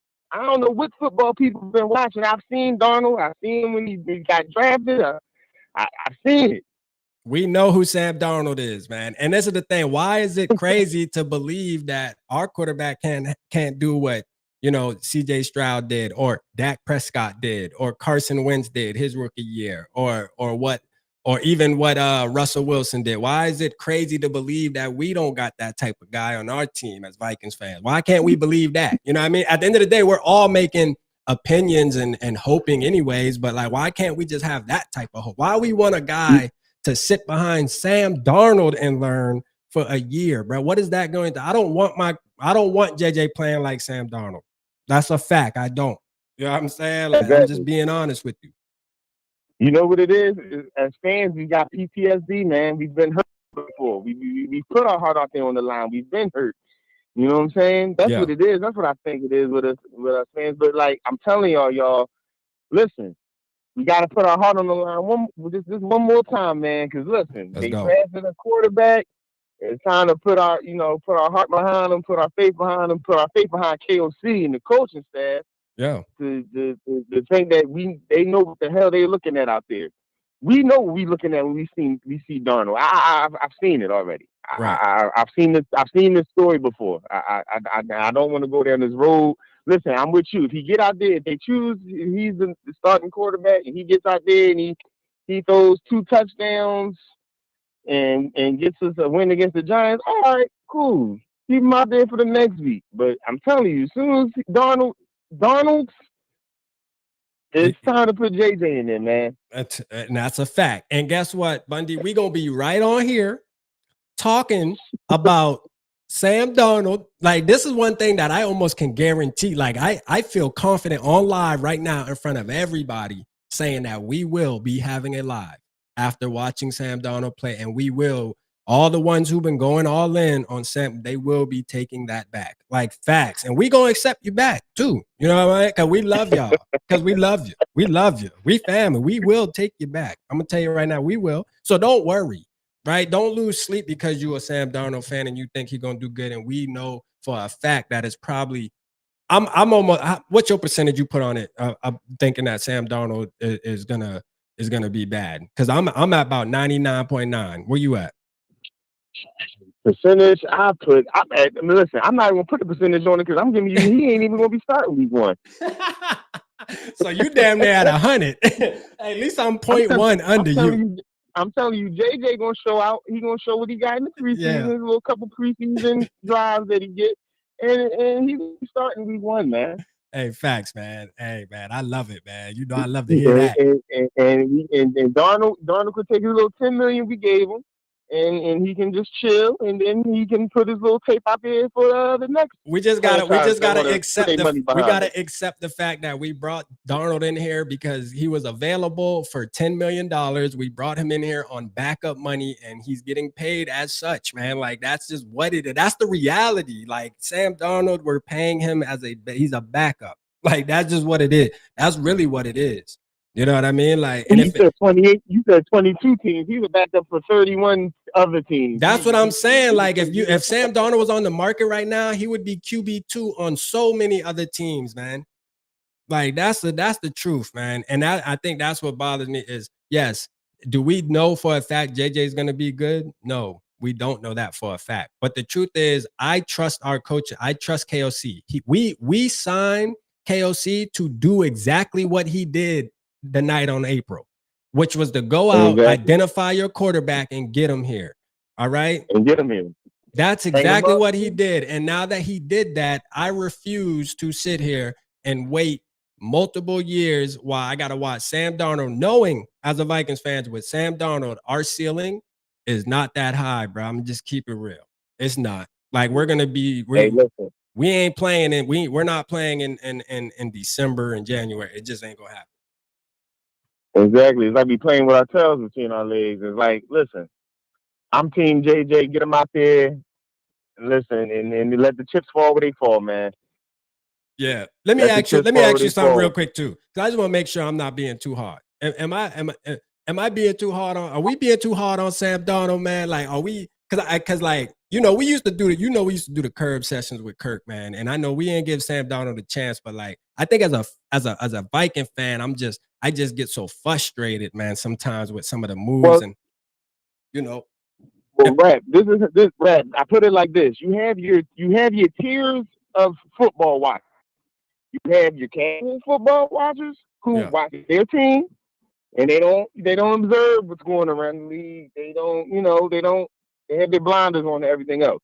And then you have your avid football or someone in the middle who watches their team, but you're still observing and you know what you know about other players. You know about who's the stars, who's the scrubs, who's the Jags. You know that.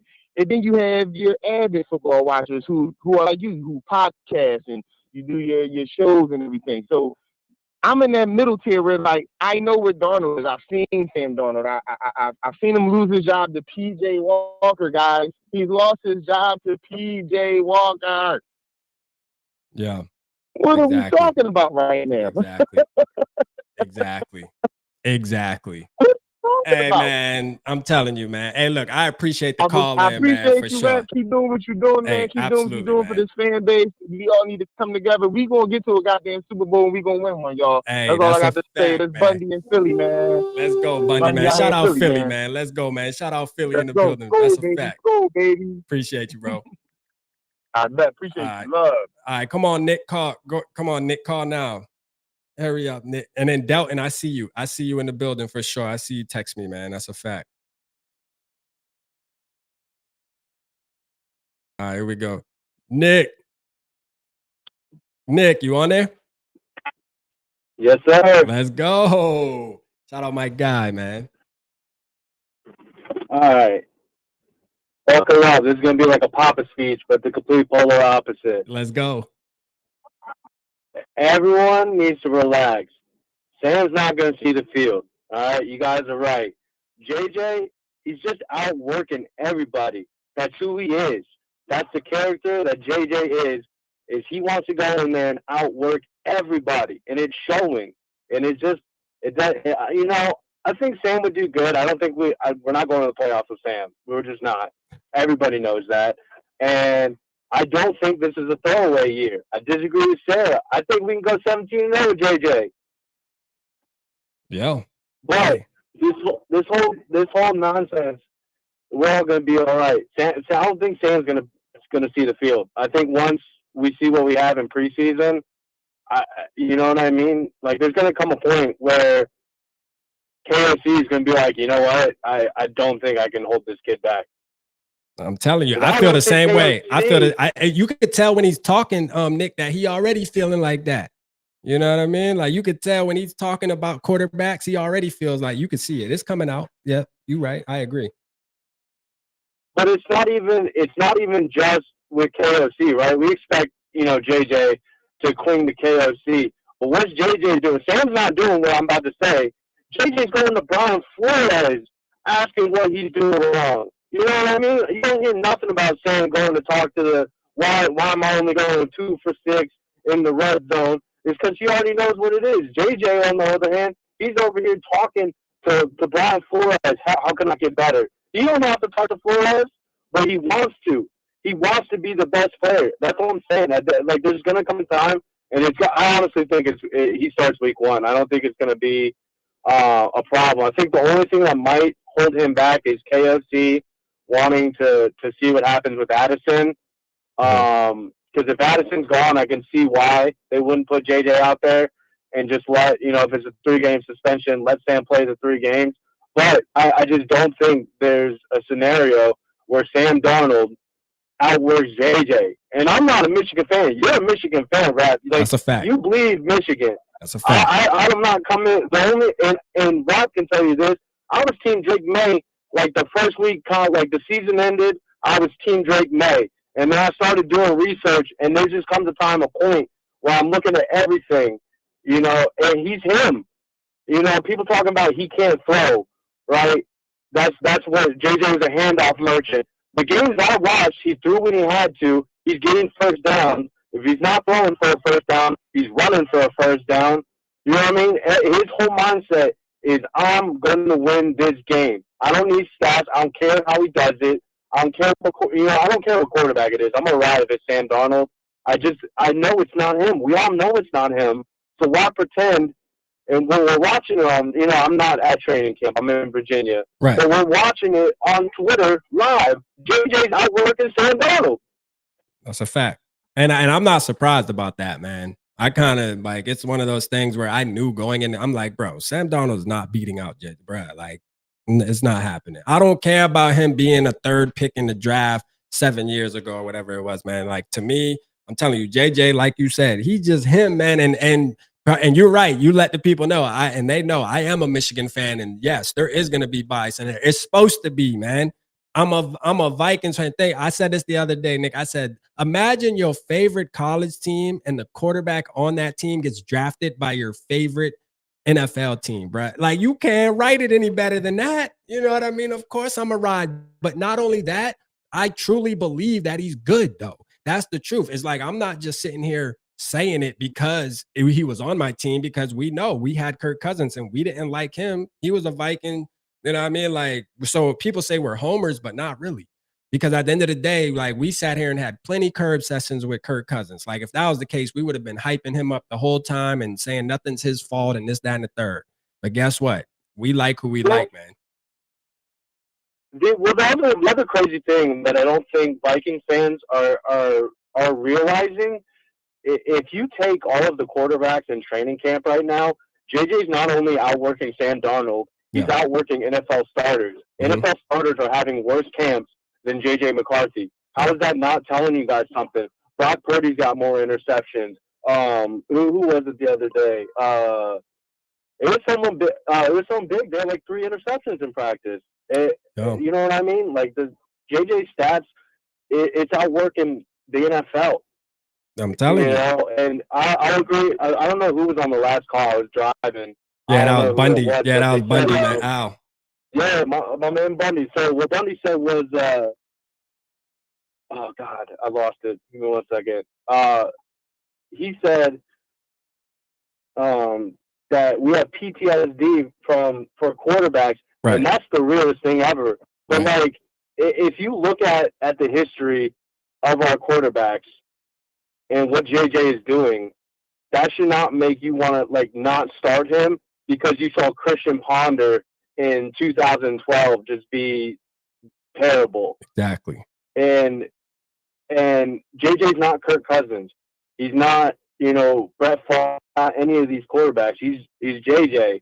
And we, you know, the entire franchise, you know, we've had good quarterbacks. I'm not going to crap on all of our quarterbacks throughout history. But like, if you really break it down, like, we really haven't had like an elite Hall of Famer quarterback. It's just never happened. Right. Everything's been, you know, middle of the pack, journeyman, veterans that can throw up for whatever yards.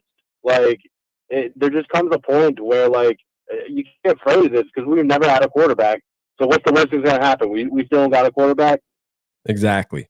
Exactly. Something that we'd be used to anyways, right? Like, if it doesn't pan out, it's like, that's the Vikings for you. You know what I'm saying? Well, next year we'll draft like the biggest free agent. Like, we'll wind up bringing in Dak Prescott or something. You know what I mean? Since it'll be a free agent, and we'll complain about him for sure.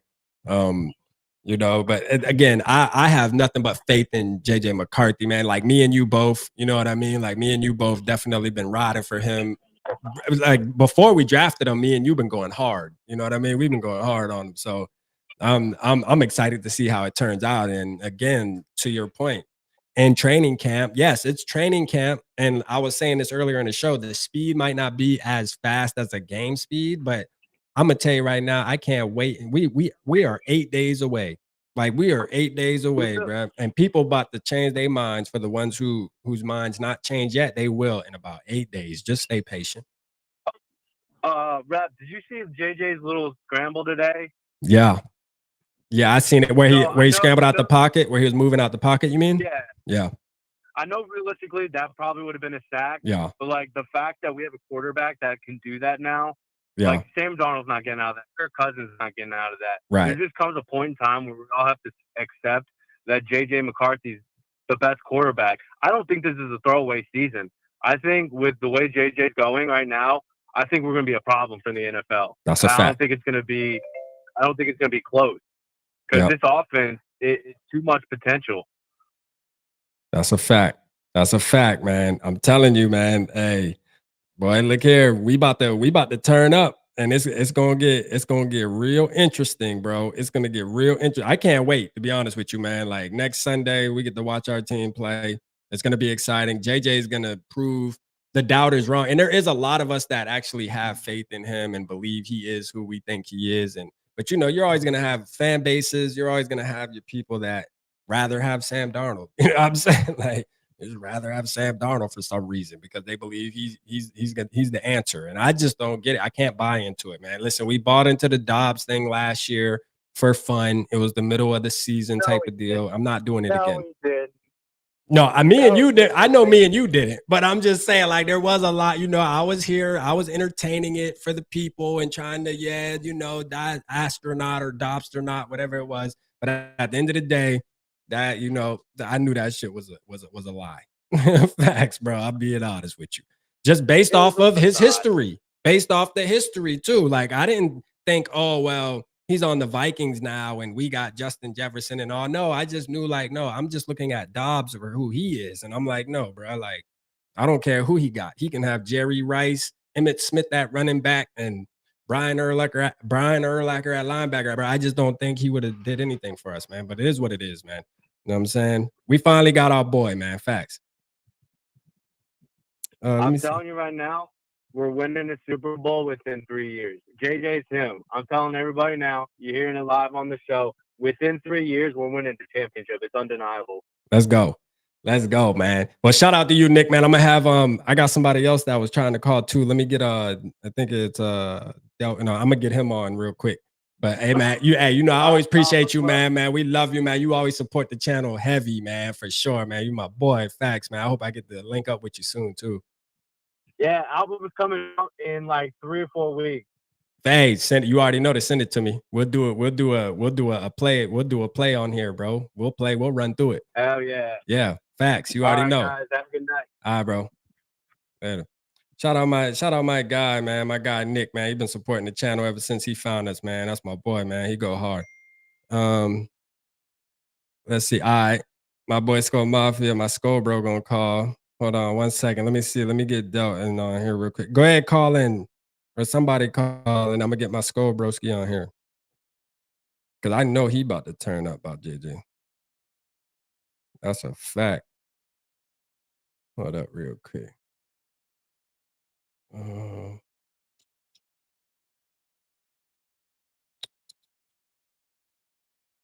Hold on, y'all. Give me 1 second. Let me just see something real quick.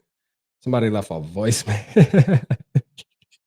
Yeah, we leave voicemails. Okay. That's what's up. Let's play it.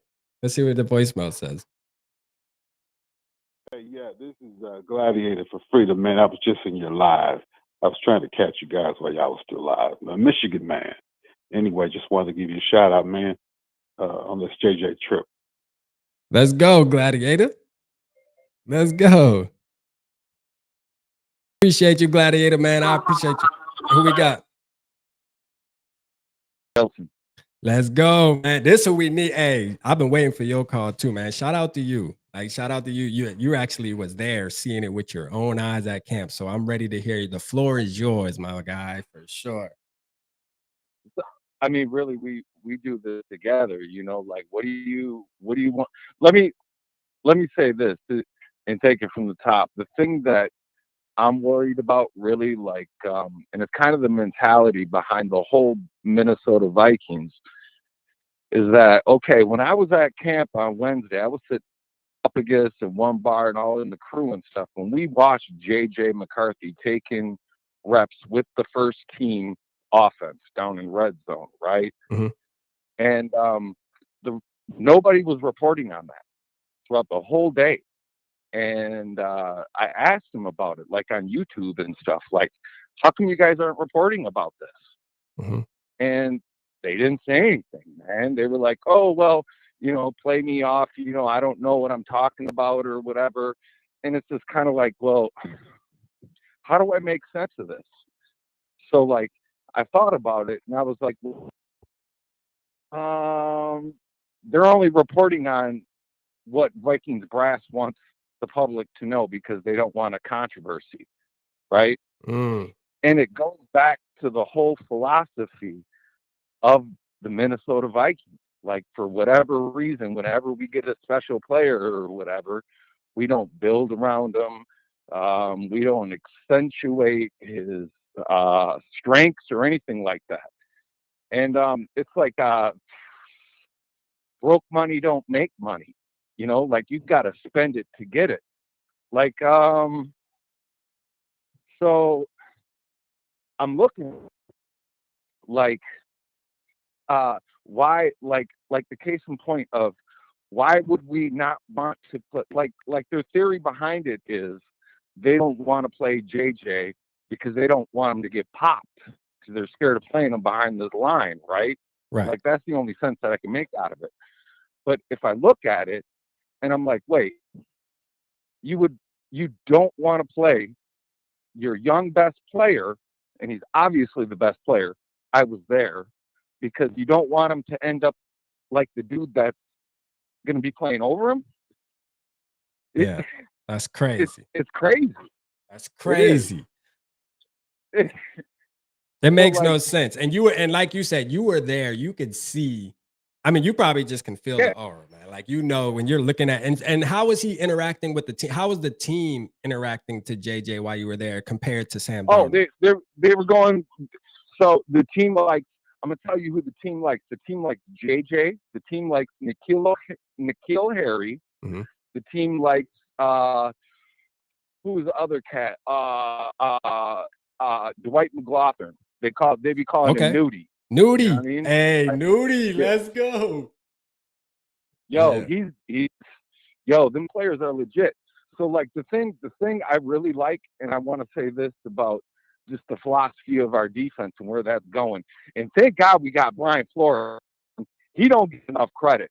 Right. You know what I mean? We got a black man on defense as our quarterback, calling our defense a real underdog. You know what I'm saying? Facts. I'm about to get turned up here a minute. Wait, the NFL was trying to pay this motherfucker to lose a game. And he said, no, I'm not taking the bonus. That's a you can fact. take it, stuff it up your ass. And then turned around and had to file a fucking lawsuit against him because they fired him because he didn't want to tote the fucking company line of them being losers. Exactly. That's true. That's true. Dude, that dude is legit, man. So like the philosophy behind him and taking these UDFAs like Ivan Pace Jr., like McLaughlin, like Gabriel Murphy. Like, if we get 3 stud-ass UDFAs popping off on our defense, what does that say to everybody else who wants to come to Minnesota? Hey, preach. You know, go there. Go there. That's a positive environment. They don't give a fuck where you come from, how much you make, who your friends are, or what you do. They care about you coming in and giving it 100. They don't care how you fucking got here. They just want you to give once you get here. Right? Exactly. Because if you come here and you ain't listening, what did you come to here for? Like, am I just speaking on deaf ears? Huh? That's a fact. That's a fact, man. So let me ask you. So we already know. I get the vibes that you definitely a JJ guy too. Like, do you see him starting week 1? Like, off of the vibes, like, I know you went there Wednesday, but like, do you feel in your heart that he's gonna start week 1, or do you think we are gonna roll out Sam Darnold to start the season out? I don't think I think that the decision has already been made. That Sam Darnold starting? Yeah. Sam Darnold is gonna start. JJ is gonna come in back of him, you know? Because what they're gonna do is try to boost up Sam Darnold's capital, turn around, tag him, and trade him before the trade deadline. Before the trade deadline, right? Well, yeah, that's our best case scenario. That does sound like a good plan, though, for sure. Whoever picks him up has 2 years of tags on him.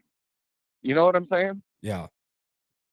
Yeah. So that's a good. I didn't think about that, but that actually makes sense. Like, boost him up a little bit if he can get boosted up. If he can get boosted up, though, like, if his play shows a little bit of promise, like, that's the thing. I'm just not the hugest fan of Sam Darnold, only because, like, again, I've seen him play, man. I watch all teams and I've watched him play, man, and I just don't get excited about it. I just don't. I just can't get super excited. The definite what acceptance is to me.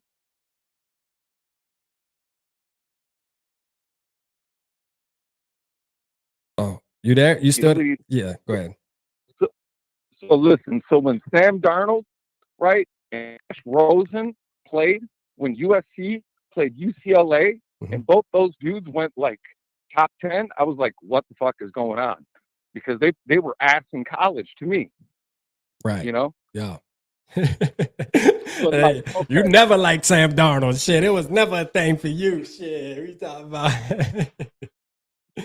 Yo, I'm telling you right now, the biggest difference, the biggest difference between Sam Darnold and JJ McCarthy, is pocket awareness, man. JJ McCarthy will climb the pocket. He will step into the guards, right? That's why I think they're scared. What that does is that allows your offensive lineman to always know where you're at. What Darnold does is he rolls out. He'll turn back to the defense and take that long, loopy rollout. But that puts him right into the outside linebacker defensive end. And then you're out of position. Your line doesn't know where you are, you know? Hey, that's a good take right there. That's some, hey, that right there, that's dropping. He dropping the jewels on us right now, man, for sure. Hey. Dude, it's just what I saw at practice. Right. That's just what I saw. Like, he will stand in there and hug.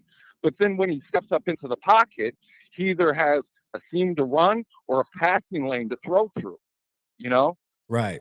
And it goes back to the whole thing, scared money don't make money, you know? You gotta take to give, you know what I'm saying? You gotta take one for the team to deliver that ball. Anyway, so like off the quarterback, because I think we spent really too much time on We did. We like, dragged it. We dragged it tonight. We did. We dragged it. But you know, I mean, it's big news. Give us another nugget though. Where should we be putting our focus on though? Now that you've been out there in person, man, you've seen it with your own eyes. Who should we really be talking about though? Our identity is our defense, dude. Get used to it. Okay. Our identity is our defense. Listen, so Brian Flores is basically running a 2-4-5. Okay. Right? With 2 down linemen, 4 linebackers, and 5 defensive backs. He's staying so strong on the perimeter and putting his hat on the hook of the perimeter defense, being so stout that you can't take advantage of that he's going to funnel you into the middle, right? Right. So that's where our weakness is a team staying patient and running the ball up the middle on us. Like, that's our Achilles heel right there. That's the only thing about our defense. Our defense is dope, though.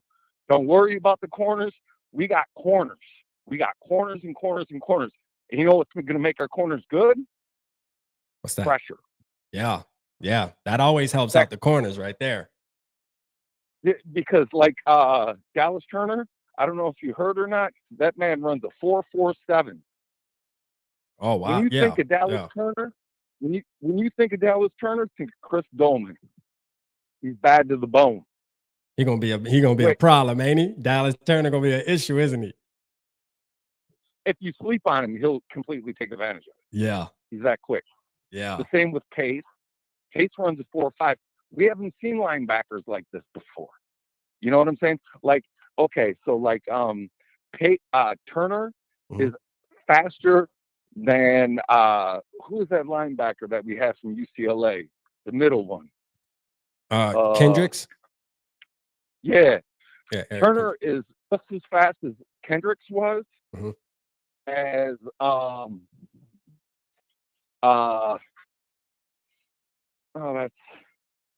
it's like he's like. Oh no, I think Barr was from UCLA. That's right. Yeah, Sarah said it. Yeah, Barr was from UCLA. They both. That's right. Anthony Barr. I think both of them were actually. No, they both went to UCLA. Yeah, they both went. Yep. But my point is Dallas Turner is straight up like having a cornerback as your defensive end, but he weighs 250.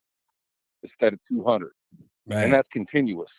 And you know what's crazy, Delton, is like throughout the offseason, I was saying this, and I actually did a video dedicated to this where, you know, obviously everybody's talking about the quarterback and like not giving Dallas Turner enough credit on how our first round in general went. Being able to get a quarterback of the future and Dallas Turner, bro, that is crazy. Dog, listen. If we hit like I think we hit on these two players right here, we got 2 top 5 picks in one draft. That's crazy. Shout out Quasi for that, man, for sure. No, and he did some maneuvering. I don't care how many picks they gave up, like a second, next year's 3rd, 4th. Yeah, I'll do that all day. I'll give up a 2, 3, 4 to get a top 5 pick. Yeah, any day of the week. Absolutely. Because we also see the opposite effect of that being his first draft, where we traded back and missed out on Kyle Hamilton to get, you know, Andrew Booth Jr., Lewis Seen, and Brian Asamoah. Right. Like we got those 3 players and we passed on Kyle Hamilton. Which I'm all right with that. Those players just bust on us, though. You know what I'm saying? You got to play the board. This man knows how to play the board. You know, he knows how to take what's there. You know, he doesn't reach for a dream. You know what I'm saying? Oh, this is what it is. It's the draft. Move back. Yeah. Gilman didn't know anything about that. You know? Yeah. Yeah, for sure. But then, like back to our defense, Tillery got range. He's length. You're gonna be really impressed with him, bro.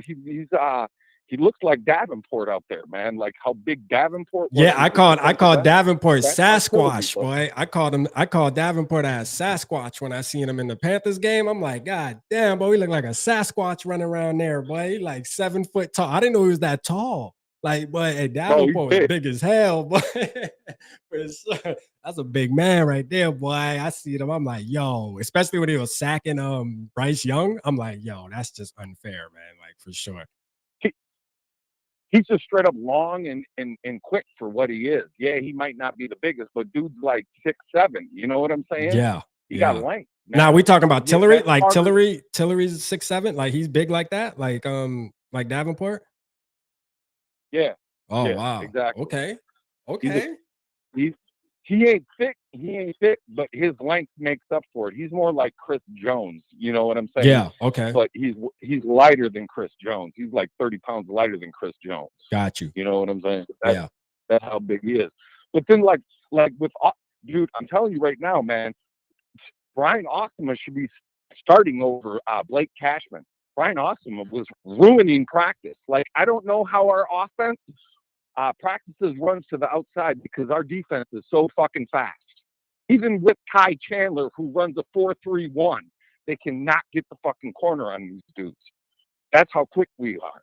Let's go, man. Let's go. You hyping us up. You getting us ready, man. We only 8 days away to be able to at least see some preseason football. And then like we got fucking Jay Ward sitting in the wings, Theo Jackson sitting in the wings. Dude, and then we got old boy from Denver flying in, you know? Yeah.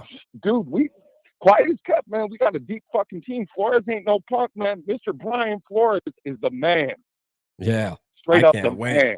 I can't wait, man. We definitely gonna lean into the defense this year, and I'm ready to watch some good defensive football. To be honest with you, like I'll be perfectly fine if we have a bunch of 17-14 score games. Like I'm straight with that. You know what I mean? And the defense is out there just laying the hat all 60 minutes. I'm good. I can watch that all day. We got some dogs. I'm telling you, some dogs. They're fucking fast, man. Because Asamoah runs a 4.5. Pace runs a 4.5. Yeah. Right. Turner runs a 4.4. You know, then we got 3 safeties on the field and 2 corners. Yeah, with our boy Metellus, Metellus in there, the Army, the Swiss knife. You know what I'm saying? Yo, I'm telling you, man, these boys are fast. They ain't no punks, man. But they're all about the speed. The thing is that if we get behind the sticks, like if we're in 2nd and 5, we kind of lose our advantage. You know what I'm saying? We need to keep that, you know, 2nd and 7, 2nd and 8. once we get them in the 2nd and 7 and 2nd and 8 and pull one of them defensive linemen out and throw in another linebacker, then we're running a 1-5-5. Yeah. Oh, dude, forget about it. Forget about it. Yeah. Yeah. Man, you got me hyped, man. Are you going? Are you by chance going to another training camp practice here soon? They're sold out. Oh, they're sold. Yeah, that's right. I did see Dustin on X. He had to get a ticket from Sal because they were sold out. Yeah, dang, boy. The one we want to go to is the night one, man. That's the one that's turned up. And that's Monday, right? Isn't that's Monday night? Yeah. Oh yeah. man, I'm ready to see that. That's the one where they be hitting. Bro, yeah, for real. That's the one where the positions are coming up. And then when they go on the scrimmages, they work on scheme and shit and how do we run this or that. But yeah, because it's getting because it's inching closer to, you know, hey, who we gonna cut, who we gonna keep. So, you know, now I think they're gonna start evaluating that now, starting probably Monday, right? Going pretty much semi full speed at the night practice, actually hitting and stuff out there. I see that Monday night. That's when all hell breaks loose, bro. Yeah. That's when they find out who really wants to go head up. Yeah. You know? Yeah. Because they ain't trying to get nobody hurt either. Right. You got to be prepared for that, you know? That's true, and that too. day after day shit, somebody gonna get tired. And when you get tired, that's when a motherfucker whack you, you know? Yeah. Yeah, for sure. That definitely, man. Well, I appreciate you calling in, man. This was a lit call, man. You got us hyped for sure. Especially being that you were out there and able to see it, man. And you know what I mean? And without us, all of us are just making assumptions of what we see on X and stuff like that. You know what I mean? So it's one of those things, man. Don't believe the hype, man. They be lying, man. They be lying, bro. Facts, they be lying to you. Facts, man. Hey, I appreciate you, man, for sure. All right, brother. All right, SKOL, bro. I seen your text, SKOL, bro. Appreciate you. I seen your text. I mean, it's up to you though, man. Shoot, it's all good. I see a 708 number. Who's 708? 708, keep calling. Let me see. Was that the I don't think that was the voicemail. No. Let's go back to the voicemail real quick. Hey, yeah, this is Gladiator for Freedom, man. I was just in your live. I was trying to catch you guys while y'all was still live. Michigan man. Anyway, just wanted to give you a shout out, man, on this JJ trip. I'm trying to catch y'all one of these days. Maybe give y'all a little perspective. But we from Michigan, you know. We can tell y'all a little bit about JJ. Maybe it'll ease up on some of the stuff people don't know about him. Let's go. Let's go. You heard the man. Hey, man, we need OG to call us back. What are you talking about, man? Should I call him? No, I ain't gonna call him. We definitely gonna save OG number, though. For sure. He know it, yeah. Definitely call us. Who's 708? 708, you can call. I'll take one more caller. I'll take one more caller if 708 want to call. Giants offense is cooked. Hey, man, this was a good show tonight, though, man. A lot of people venting. You know what I mean? We going out there. Midwest Nick in the building, man. Let's go. All right, Midwest Nick. I'll wait for you, man. We'll get you on real quick, and then you'll end us off now. End us off with a bang. You heard? Midwest Nick, my broski, man. Let's go. End us off with a bang, man. Let the people know what's going on. Hey, appreciate you, nephew. Appreciate you, nephew, as always, man. I'm trying to get like you, nephew. You know, you inspire me. Whether you believe it or not, nephew, man, you inspire me. That's a fact. Let's go. Let's go, man. Let's go, my boy, Midwest Nick in the building, man. Let's get it, man. How you feeling? Can you hear me?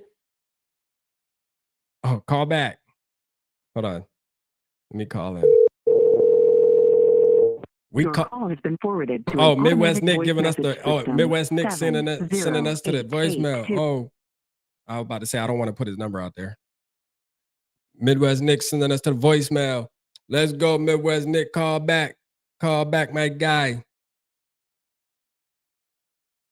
He said, did we talk all about today practice, how Darnold looked excellent and JJ looked like a rookie? Hey, yeah, we did, though, T-Bass. I did. We said Darnold looked good at the beginning of the show. We did. And then we started curb stomping him low-key, though. I ain't gonna lie. I feel kind of bad. I had to ask Bundy. I'm like, damn, are we being a little too hard on Darnold? I feel like it. All right, can you hear us? Oh, what's going on? Why I'm in the, hey, Nick, why is it not working? Try to call one more time.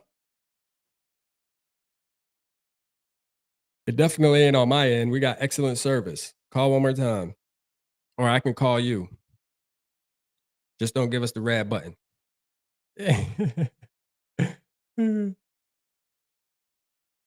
Shout out T-Bass though, man. Listen, I know as T-Bass might be T-Bass might come off negative, you know. But the truth is this: T-Bass done been through a lot with being a Vikings fan, man. For as long as he been a Vikings fan, man, you know, he's sick of this. He just sick of this shit. I mean, he's sick of it. And guess what? We all agreed for the younger generation out there.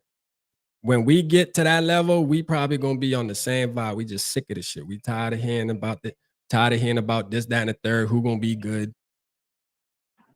I can hear. Yeah, we hear you now, Nick. We got you, my guy.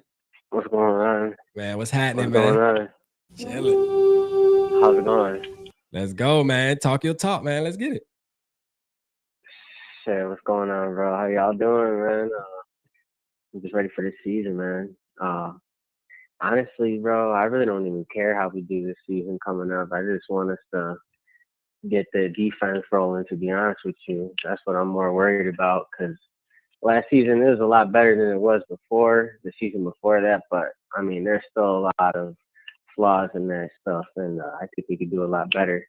Yeah. But, I mean, we have a lot of losses, too. Like, I mean, obviously, the guy that died at cornerback, and then we got some, I don't know, just a lot of losses and stuff like that. I don't know. We'll see what we'll do. Yeah, but you got a good point though, man. Talking about the defense, man. And what I'm going to be looking forward to at the defense to second what you said is going with the consistency. Yeah, like consistency, man. Like, because you know Flores had that. We had that stretch of like 4 or 5 weeks last season where we was stiff. You hear me? And then we just like towards the end of the season, it just kind of fell apart. Where it almost looked like damn Ed Donatel. To be honest with you, if we want to be 100% honest. I thought we would have had picked up a more notable corner by now, but I mean, so far I think we just picked up that Fabian dude and some like dude that's gonna do like some. You don't even know if he's gonna make a team or not, but we'll see what they do. But I feel like we should still try to pick somebody up, someone like. Like, are you feeling like a veteran like Gilmore? About that outside. Huh? Are you feeling we should go after a veteran? Still hold it down on that outside, man. Yeah. I mean, we got what's his name in the slot, that light skinned dude. We just got him. What's his name? Byron from Murphy. The Arizona Cardinals. You're talking about Murphy. Yep, Byron Murphy. Murphy. Yeah. He's decent in the slot and stuff like that. He's not an outside corner for sure, but we need somebody that could be an outside corner. Stephen Gilmore definitely could be that. I know Fabian could do that too, but I feel like Stefan's like, he's done that shit for longer, you know what I mean? For sure. I agree. He didn't even have that bad of a season last year, so.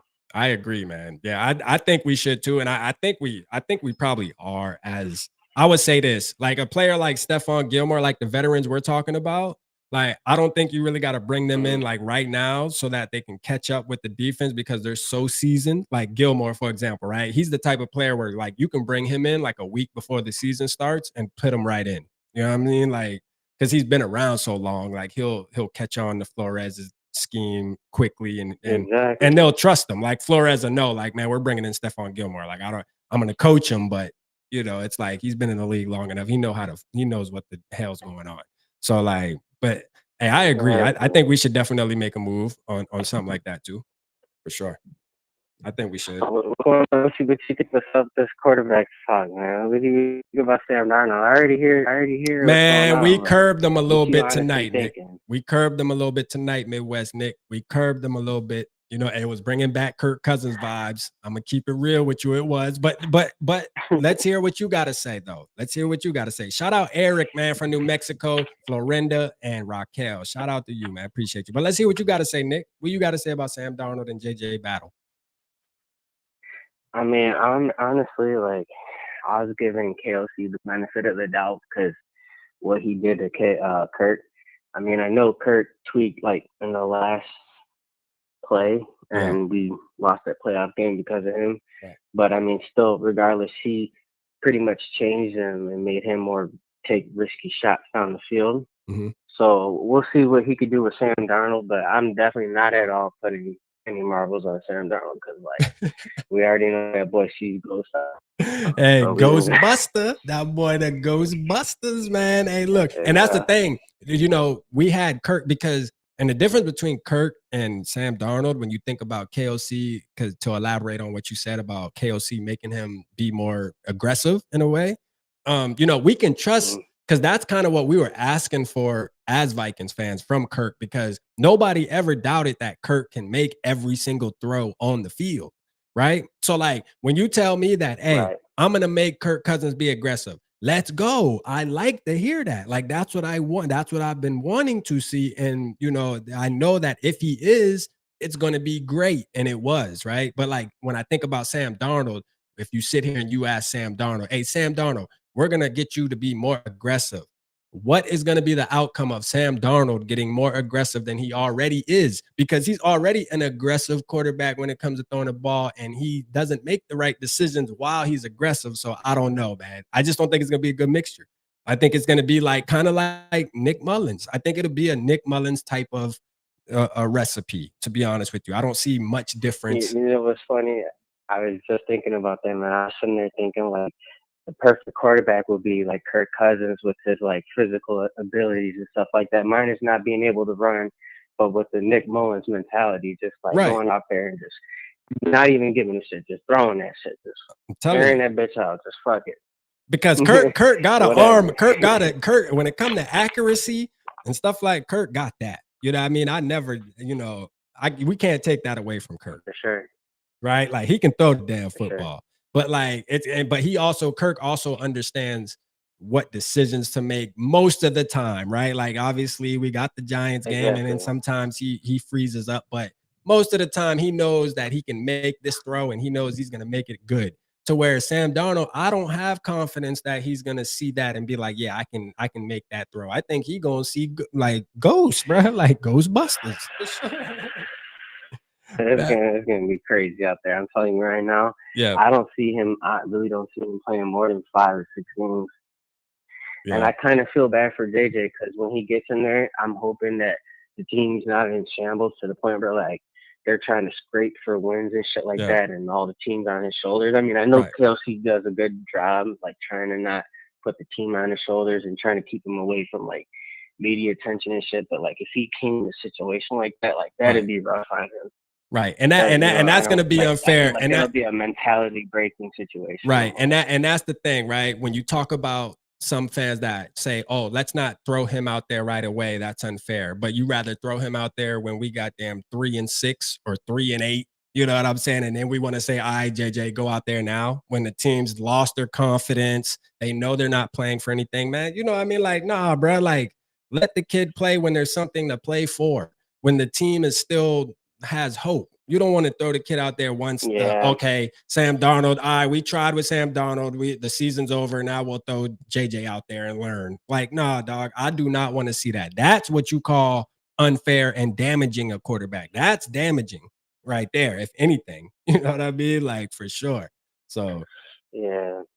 But we'll see what happens, man. Yeah, and the great thing about it, Midwest Nick, is this: the season is here. Football is back, man. And I'm excited about that, bro. Yeah, I know, man. I'm excited, man. Watching the game last night, I was like, yo, I can't believe I'm actually watching an NFL game tonight, man. That was crazy. Yeah, that was pretty fun, man. Yeah, it was. Yeah, it was. Hey, man, well, I appreciate you calling in, man, for sure, man. I'm gonna go ahead and head out of here tonight, man. I've been on 2 hours and some change, man. This was a great show, though, man. But I appreciate you tapping in as always, brother. Take it easy, bro. Good night. You too. Man, shout out Midwest Nick in the building, man. My guy, man, for sure. That's my guy, man. All right, man. Eric, I'll answer your question, Rap. Do you think KOC needs to be on the hot seat if our mighty Vikings don't make the playoffs, or is it coming?